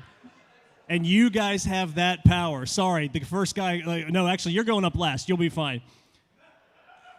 But in solidarity with the open mic comics, I'm going to do a new joke that I haven't done on stage before. We all sit, we write jokes, we think of ideas, and we try to make them funny. So, before I bring anybody up cold, I'm going to take the bullet here and do a brand new joke. I am a divorced man, and I've been divorced for 8 years. I've been dating the whole time, and I've been dating a whole wide swath of ladies that are all different from my wife. And I did have a period where I dated a radical feminist. That's how she called her. She was like, I am a radical feminist. But I had never seen her kickflip, so how radical is she? I don't know. Yeah. Yeah, she fucked me up, though. She fucked me up because she did teach me a lot about how bad men are, which was good. I needed to hear a lot of that. But we had an issue one time. We were walking into a grocery store, and there was a lady behind us, and I just stopped, and I held the door open for the woman behind us, and apparently that was a huge mistake, because my girlfriend at the time said, "What the fuck are you doing?" And I said, "Oh, I was just grabbing the door for this lady." And she said, "That is typical patriarchal behavior." And I said, "Oh, what do you mean?" And she said, well, when a man holds a door open for a woman, he's assuming that she's weaker than him and therefore lesser than him. And I was like, oh, shit, I didn't realize that. My mom just raised me to open doors for women to be a gentleman. And she says, well, your mom was raised in an era that was so oppressed by toxic masculinity that she probably doesn't even realize that she raised you to be anti-feminist. And I was like, well, fuck. I'm going to apologize for 2 things. Number 1, I'm sorry for being bad. Number 2, I'm sorry my mom sucks. I was like, I don't know what to do. She said, no, save your sorries. Just do better. So I was like walking through the grocery store. I'm like, man, I got to do better. I got to do so much better. I'm fucking up right and left. So we were leaving the grocery store, and there was a lady walking out in front of us, and she had a bag of groceries in each arm. And she was kind of struggling to get out the door. She was backing her way out the door. And the lady looked at me, and she's like, hey, you give me a hand with the door? I said, nope. You got this, sister. You can do it. You go, girl. This is all you. You don't need a man. And she said, you are such an asshole. And I was like, I'm not an asshole. I'm a feminist. That's it. All right. All right, gang. Well, that didn't go too bad. All right, I might keep that one. All right, everybody. So we got 8 comics coming at you rapid fire style. You guys decide who's funny and who's not. You ready for the open mic portion of the show? Man, y'all fucking rule. First comic coming to the stage. Please welcome Brent Fungi.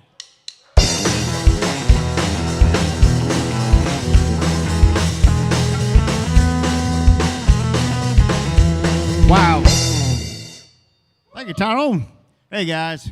First time up here, but, you know, I've been a storyteller all my life, so they told me I got 3 minutes. That's 2 minutes, 30 seconds more than I can last year in sex. So I got a lot of time, evidently. So I'm from up north, Bayou Blue.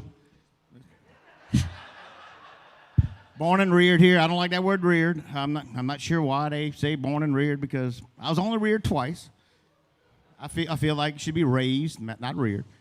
So I got to try to tell one of my stories, but in 3 minutes, that's going to be rough, because if any of y'all know me, I'm long-winded. I'll tell y'all shit till the cows come up. So I'm going to tell y'all about my first. In fact, anybody in here got like 15, 16-year-old boys?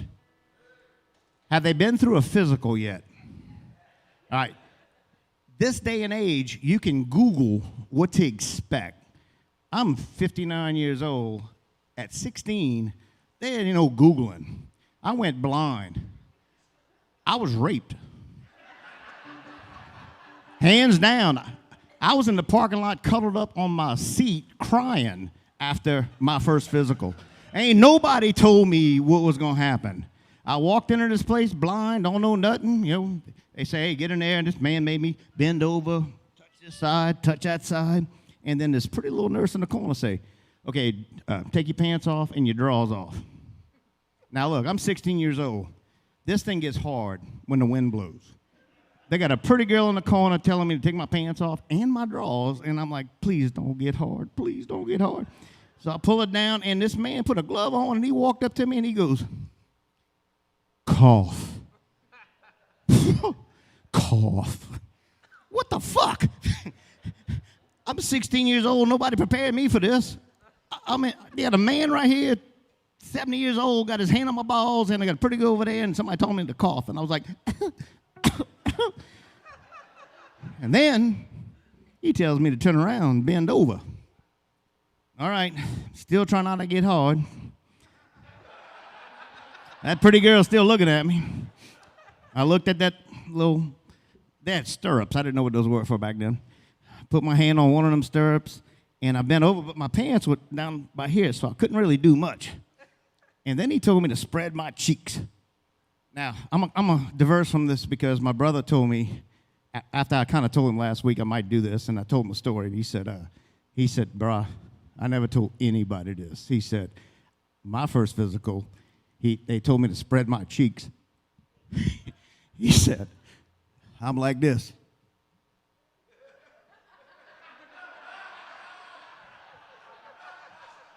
The doctor said, spread your cheeks. God's honest truth, man. He told us that last weekend in confidence. Sorry, bro. Everybody needs to hear that. So I saw this doctor take about a half a gallon of lube and put it on his finger. And he told me to turn around. And I turned around, I put my hands on there, and I bent over. I didn't know, at 16 years old, I didn't know there was a button way up your butthole. I had explored my body a lot. I had never tried that angle. If y'all don't know this, there's a button you can press. And if you don't know this, it's like you ever like cough and you got a little phlegm and it flies out on somebody? Well, I'm bent over like this, and he found that button. Poof! Oh, shit. Clean up on aisle 2. I was in the bar, and I was like, oh, shit. And I don't think they saw this, so I'm trying to hide this. I'm like, I got a leg this way. And the nurse comes in, another nurse comes in, and she said, they hand me one Kleenex. What the fuck I'm going to do with one Kleenex? This guy's got 2 pounds of lube up my ass. I got some spunk right here on the table. And I'm like, so I try to wipe my ass a little bit. And y'all, I lost that napkin. Pull my pants up. And I swear, I told y'all at the beginning of this, I waddled my way back with this slippery shit and a napkin I still ain't found. I don't know if he left a hole open like a vortex or something.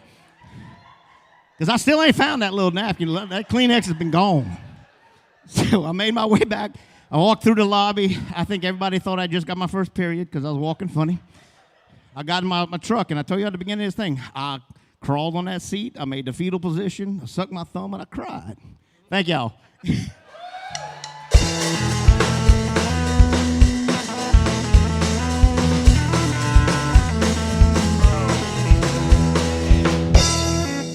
Whoa, who else is horny right now? My God. Yikes. Oh, it's good to hear about the times when Brent used to be able to get hard. That was exciting. Holy shit. All right, y'all, next comic coming to the stage. This guy's visiting from Baton Rouge tomorrow night. He has a feature show at the Boomerang Comedy Theater. Please welcome to the stage, BG.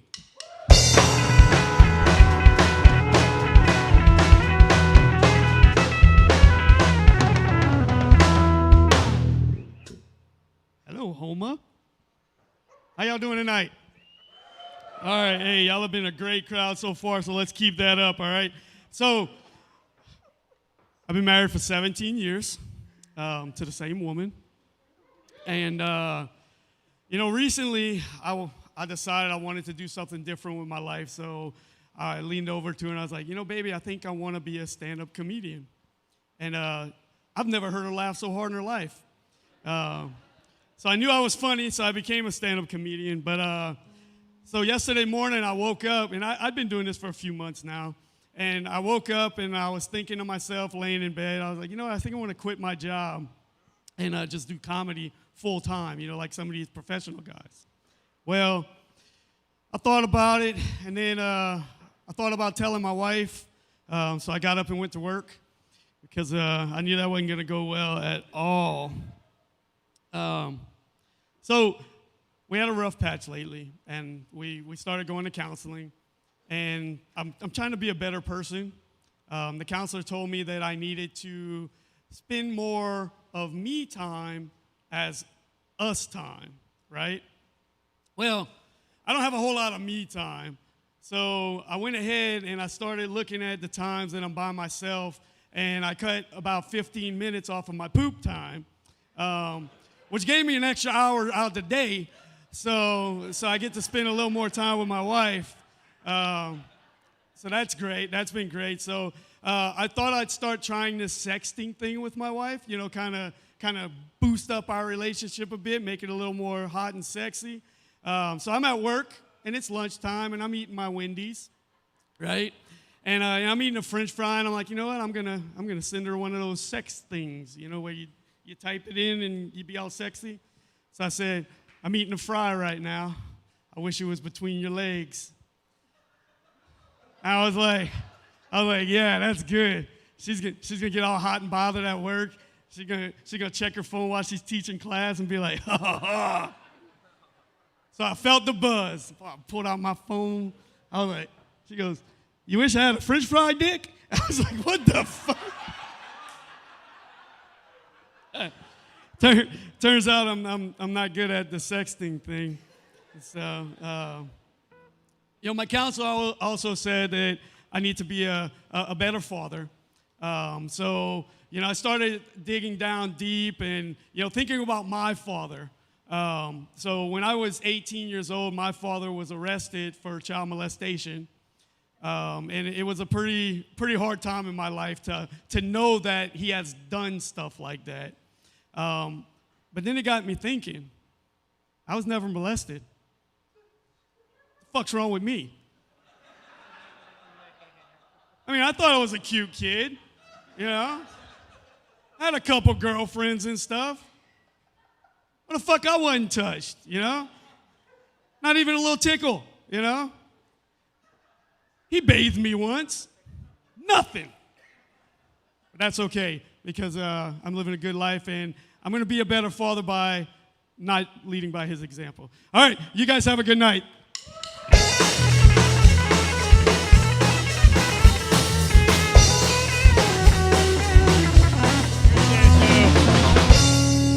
Y'all keep it going for BG, everybody. Man, funny stuff. But there was a moment, I don't know if I caught it right from the back of the room, but did he say he had to shave 15 minutes off his poop time? Is that correct? You're shitting too long, dude. Like who? TikTok? Dude, you're going to get hemorrhoids sitting on the toilet that long. Man. Have you been taking long shit since you were a kid? Is it just like a thing? Yeah? I was going to say that maybe that's why your dad didn't molest you. You didn't want to fuck with the hemorrhoids. Sorry. I'm sorry. I'm so sorry.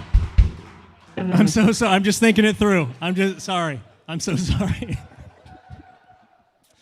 All right, gang, next comic come to the stage. Young comic to the game, has been working it out in Baton Rouge. We're so glad she's here tonight. First time on the Bayou Terrebonne Distillers stage. Please welcome Reese G.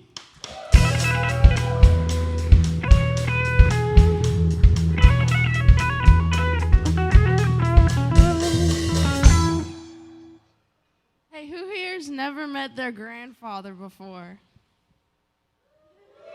I love y'all. Thanks for answering. I've never met my grandfather before, and it's not because he's dead or anything, but because we both like 15-year-olds. And, you know, I'm not upset that I've never met him. It's not like he'll pass me anything when he dies. Maybe a court case. Not too sure.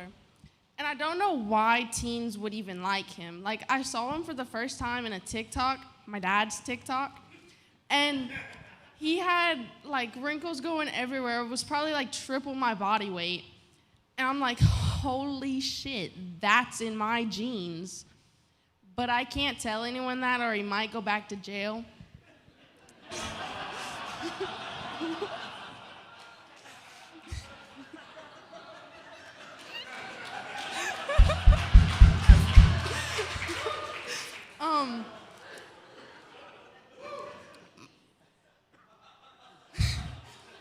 My parents, they're concerned with my health. They were wondering if I had a heart because they think I'm a bitch half the time. So they brought me to a heart doctor, and they were like, yeah, we need to see if she has a heart. And joke's on them, not only do I have a heart, but it has problems. I have what they call, it's abbreviated POTS, postural orthostatic tachycardia syndrome. So basically when I stand up, I almost pass out. And so they gave me medicine for it, and I take it every day. So not only am I a pot's head, but I'm also a pill popper now. Starting to take the lead of my grandfather, you know? I started doing comedy to practice for my speech competitions for my high school. And I learned I'm not as good at speech as I am at comedy because the judges aren't 30-year-old drunk men who think my trauma is funny. In fact, it's a problem. Now I go to therapy and I read at my church. Praise the Lord. All right, that's all I got for y'all. Y'all have a good night.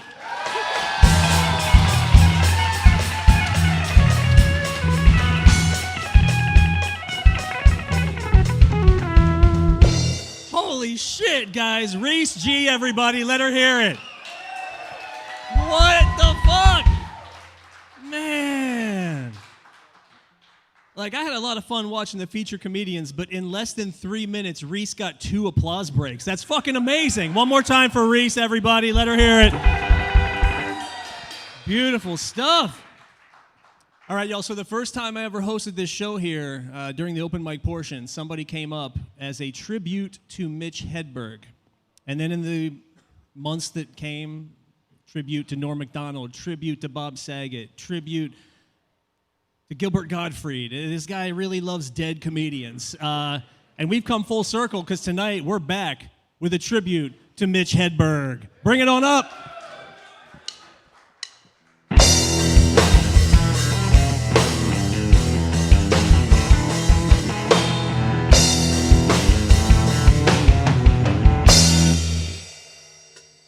Hey, how's everybody doing?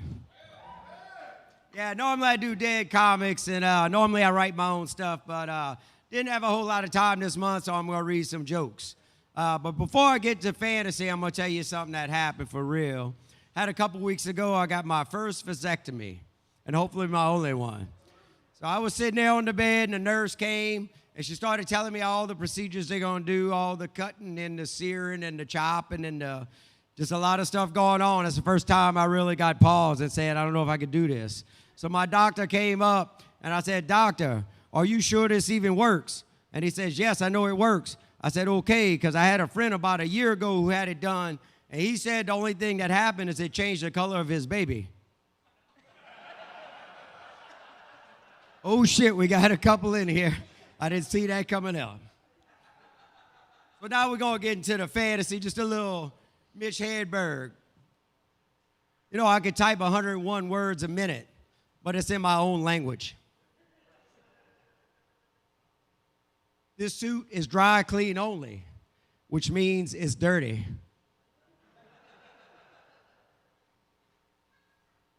You know, I recently got highlights put in my hair. I did this because I thought some strands were more important than others.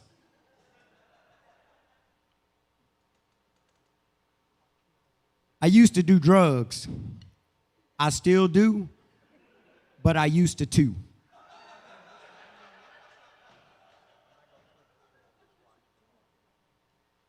I think sesame seeds are adhesive on one side. I just wish they had let one grow because I don't know what a sesame looks like. You know, Purnell, I like to play blackjack. It's not because I'm addicted to gambling. It's because I'm addicted to sitting in a semicircle.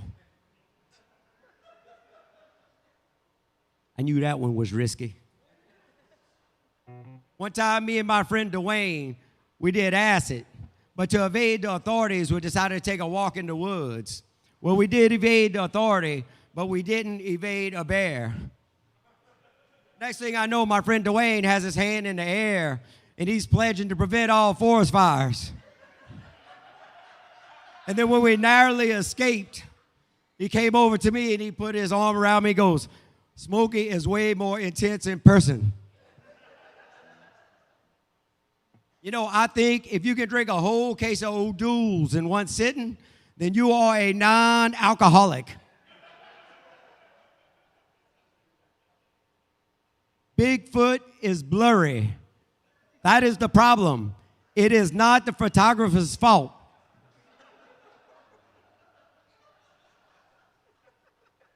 You better apologize to the photographer for 50 years of saying he don't know how to take pictures. You know, one time, I think what I'm going to do is I'm going to buy a map of the world and hang it up on the wall. That way I can take pins and put it into all the locations that I've traveled to. But first, I got to travel to the top two corners of the world so the map don't fall down.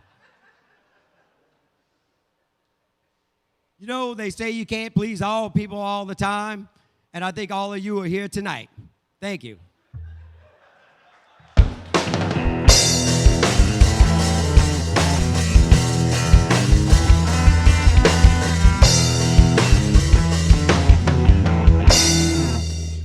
Tribute to Mitch Hedberg, everybody. Let him hear it.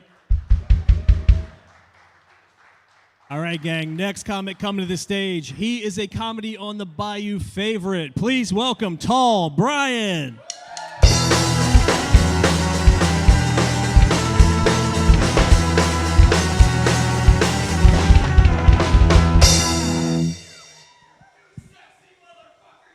Oh, what a sweet whore I brought with me.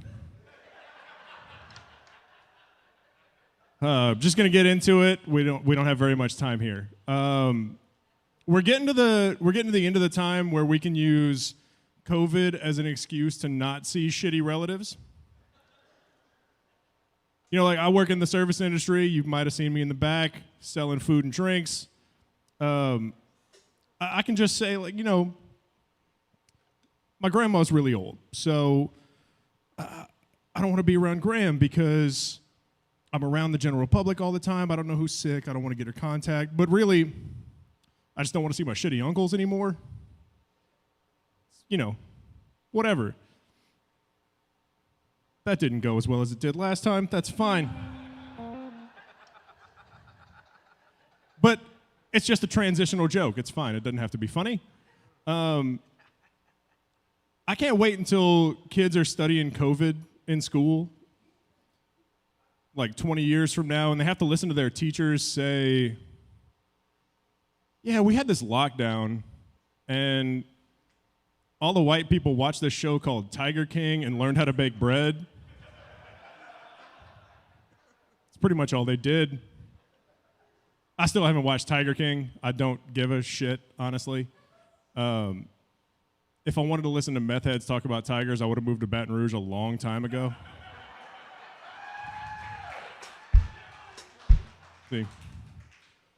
See, last time I told that joke, I got some feedback. One of my uncles messaged me and basically called me a terrible person for saying that my grandmother and my other uncle are fucking dumbasses. His words, clearly not mine. Never said that.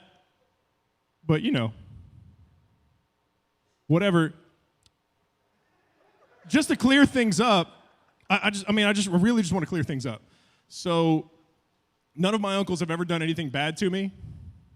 Nothing that I wasn't asking for by the way I was dressed. It's fine.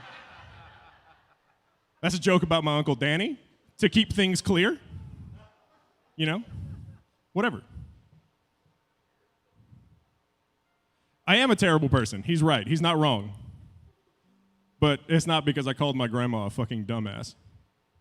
Because I never did that. I am a terrible person for the things that I have done, though. Give you an example. There's this one girl that I was talking to, a friend of a friend, for a while.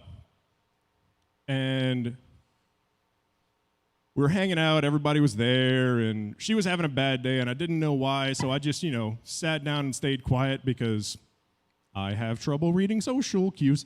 So I just listened, you got to listen and hang out and make sure that, she's okay. But turns out she just found out that day that her dad has a second family.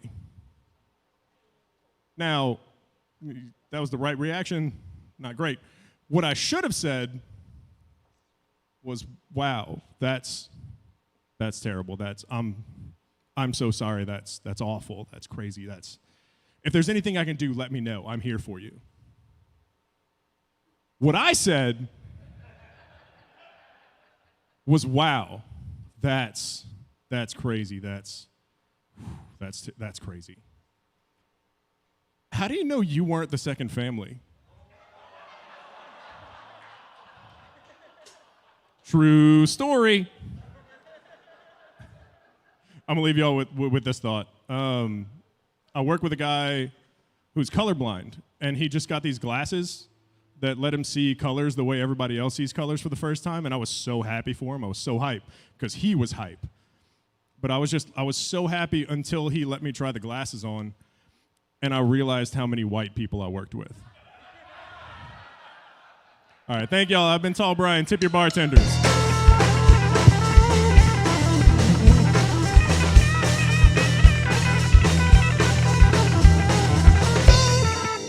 Tall Brian, everybody. Hell yes. Man, that's some fun stuff. All right, ladies and gentlemen, we have 3 comics left. Are you ready? Can we do it? 3 more. You guys are the coolest fucking crowd. You guys are eating nachos, hanging out, chilling. This is amazing. Next comic come to the stage, a local legend, second time on this open mic. Please welcome to the stage, Ribeye.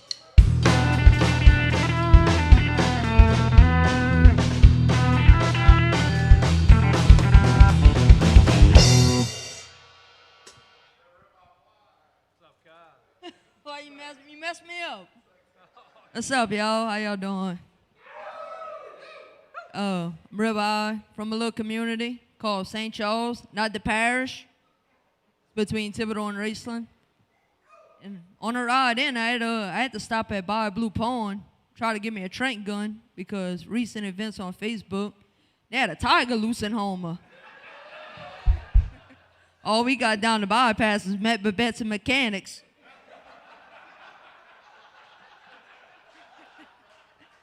My boy Pooter, he usually comes here. He couldn't make it tonight. He said, fuck comedy. He's taking up yoga.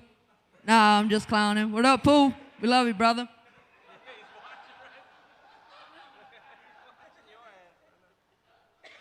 I wrote a few things down.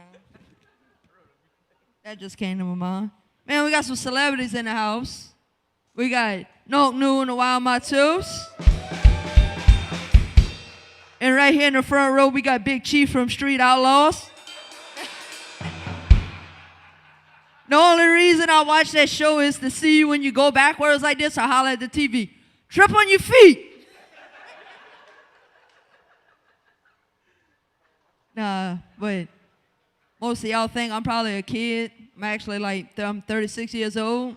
But good thing about being small and looking young is the shit I could get away with. One night I was hanging out with some partners, they all drinking. I don't drink. My buddy had the bright idea. Hey, you drive, let's go to Shoney's in Homer. So we go there, We sitting at the table, we ordering our food and our drinks, telling waitress we want buffets. And here comes the $1 million question from the waitress.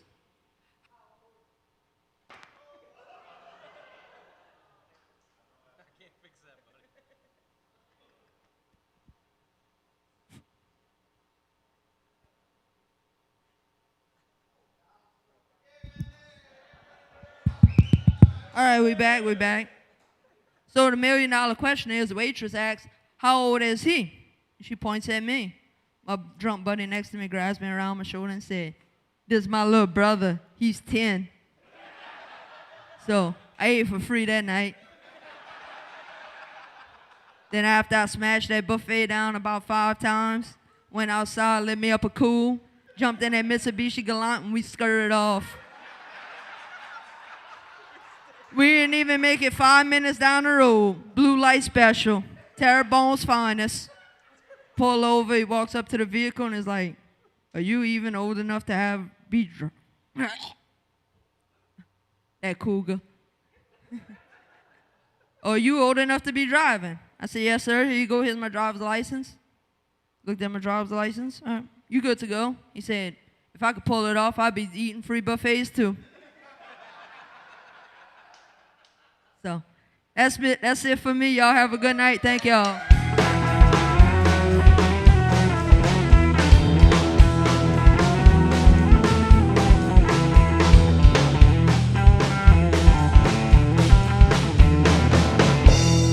Keep it going for Ribeye, everybody.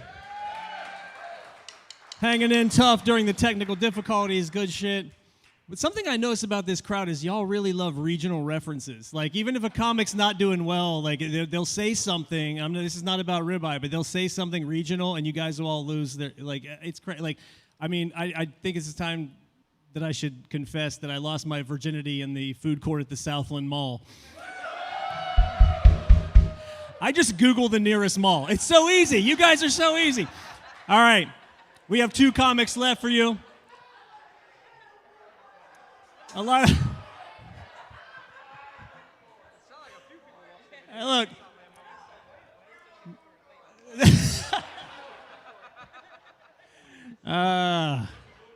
Holy shit. All right, gang. A lot of comedians, when they try to do comedy, they do stage names. You know, Louis C.K., not his real name. Earthquake, not his real name, even though if he fell, he would cause one. So, ladies and gentlemen, next comic coming to the stage. Please welcome Terrebone.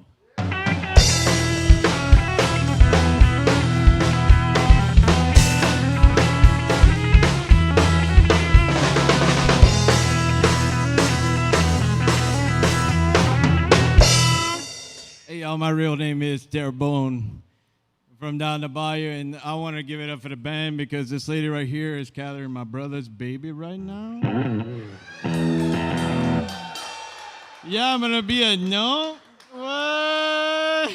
Again, there's like 14 of them motherfuckers. I mean, Uncle Ben got an expensive Christmas bill.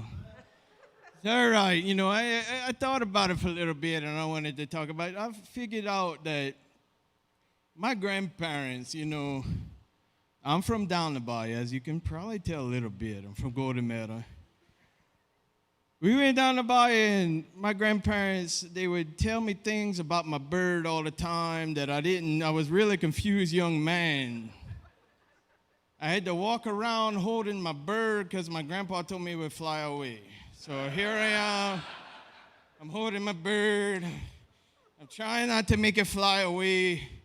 But then my grandma, you know, she come up and she say, look, if you're good tonight, you can watch In the Heat of the Night. Y'all remember In the Heat of the Night?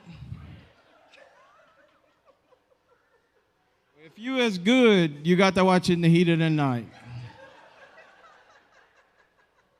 If you wasn't good, there was a big black dog that he looks through the window. He's my friend. I know.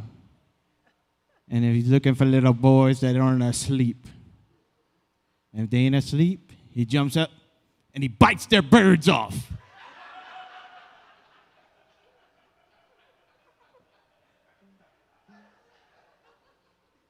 Sheepla. I was in that room. My little brother seen 8 seasons of In the Heat of the Night. I can't name you one character on that show. I'm sitting in the room. I'm holding my bird. I'm holding my bird strong, looking for that dog. I see a flash of a cat. I don't know what the fuck to do. Tell you what, my grandpa, he was a famous person down the bayou. He was the mailman. He really was. Lindbergh Terrebonne, look him up. They didn't stage his name. I'm a Terrebonne, Benjamin Terrebonne. They need me royalty checks over here. I'm telling you, Noah, he owes me. He fucking knows that shit. You know that shit, huh, Noah? Give me my royalty checks. I'm waiting for it. Down the street.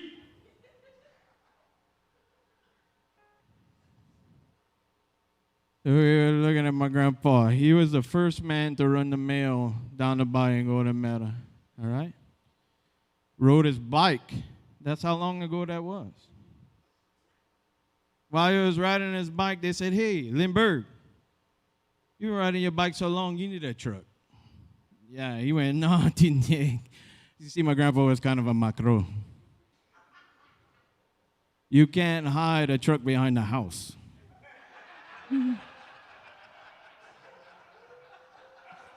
I got 147 cousins down the bayou. I ain't gonna lie.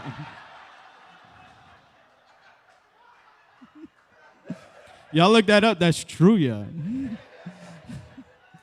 Don't give that up. But my grandpa, he was the funniest man I ever met in my entire life. He would take me out. I got a minute there. He'd take me out on this bread route for Dufresne's Bakery. And I'd be carrying all the shit. Look how strong my grandson is. Hey, baby, what's your number? What's your name? You doing good? Get him a Coke. He's been working hard. The last thing that Macro ever told me while he was alive, he looked at me. He was in a crowded room. We're playing music in a nursing home, all right? He goes, son, and he has dementia. He was cancer. He had all the things wrong with him. He didn't recognize any of it. He goes, son, I see you like to joke. Joking's good. Joking is what keeps us together. Joking is what keeps us alive. And you, son, you're a real fucking joke.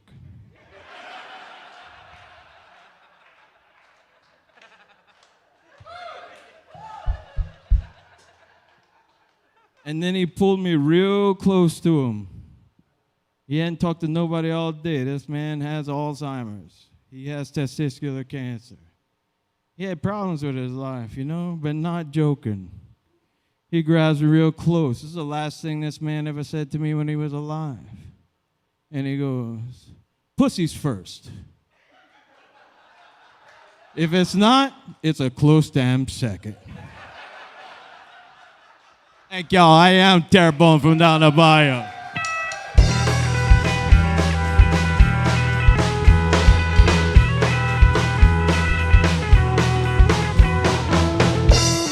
Yo, give it up for Terrebonne, everybody. Man, good Bayou boy up here crushing it, holding the mic like the lead singer of Counting Crows. There was a moment there where you were just like, you were in it. You were telling a story. Holy shit. Ladies and gentlemen, we have one comedian left for you. This guy has attended this mic a lot. He's watched it from the back of the room, and tonight he decided this is his night to get up on stage. Please welcome a first-timer to Comedy on the Bayou. Please welcome Jason Sanner.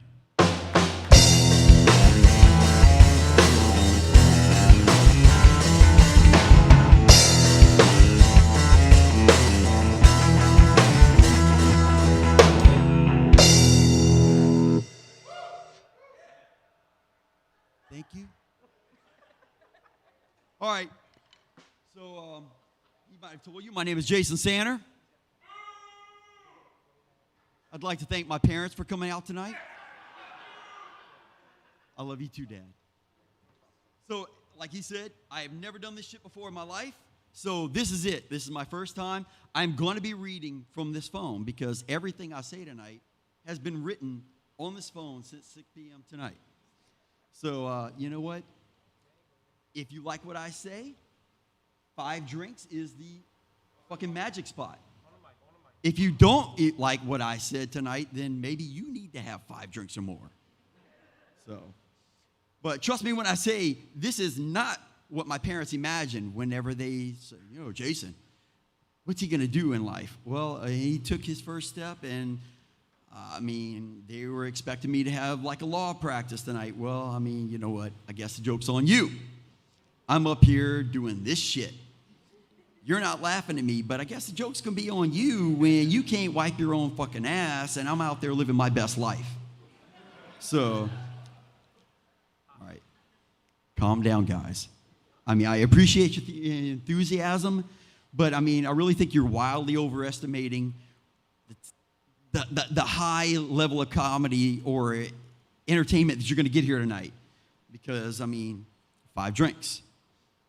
But, if you are looking for more to drink tonight, our friend Noah can hook you up. When I come in here, whiskey and lemonade is the way to go, baby. It's good shit. That's right. Yeah. But if you're wondering, what can being a borderline alcoholic get you? It can get you approximately 150 feet from the bar up to here. And from the bar where I happen to owe a lot of money tonight. So, there's a fucking tip jar around here somewhere, and I would appreciate it if you would chip in. Yeah. But, in case you're wondering, it's just, there's a point where I'm going to forget what I'm going to say, and this is that point right now. Yeah, baby. Okay. Buy more drinks. Noah loves you. Okay, so we're going to cut to a couple of little hard-punching little, what we call family-friendly drinks. Not a lot of people up here tonight have said some of the things that I'm going to say tonight. I will tell you, this is not a fucking TED Talk. What I'm going to say up here tonight, you should absolutely not apply to your own life, because maybe get you this far and no further. So, I had a job interview here recently, and one of the first questions they asked me was, how would you say you learn the best? And I'm like, the fucking hard way? And from his reaction, I'm thinking that's probably not what he was looking to hear. So he's like, what would you say your biggest weakness is? And I'm like, honesty? And he says, well, I really don't think that honesty is a big weakness. And I'm like, well, personally, I don't give a fuck what you say, what you think. So, there's that.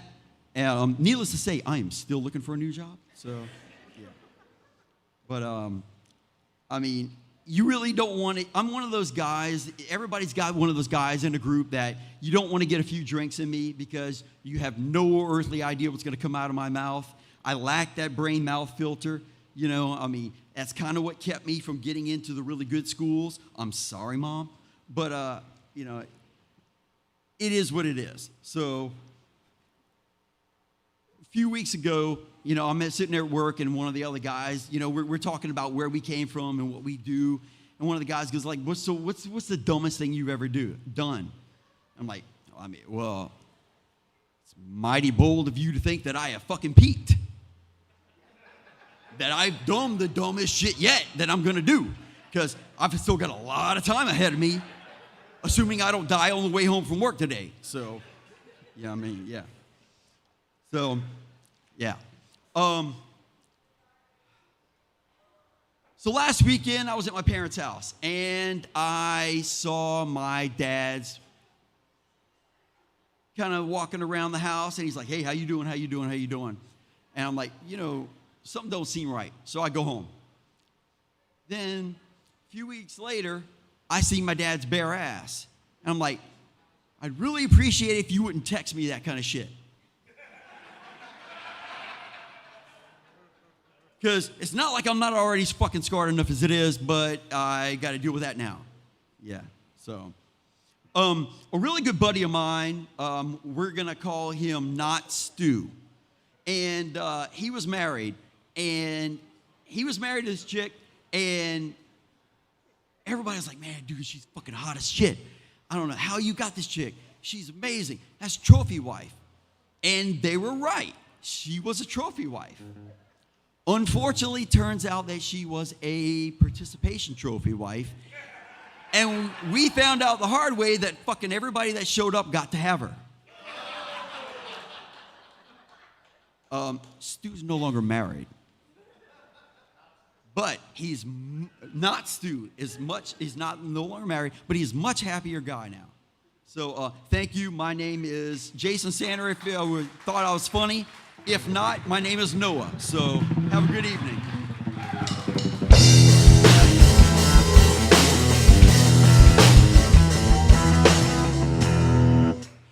Jason Sander, everybody. Wow. Man, shit gets wild there at the end of the mic, huh? It's crazy. That was Jason's first time doing stand-up comedy, and hopefully he comes back next month to do stand-up comedy for the first time. Sorry. All right. No, I love you, buddy. All right, ladies and gentlemen, this has been our show. Thank you for coming to Comedy on the Bayou. You guys were so cool for hanging out with us all night. This has been so much fun. Shout out to Spilt Liquor Productions, the Slippery Nipple Band, and Bayou Terrebonne Distillers for having us out. We do this every third Friday of the month. We hope to see you next time. Y'all take care.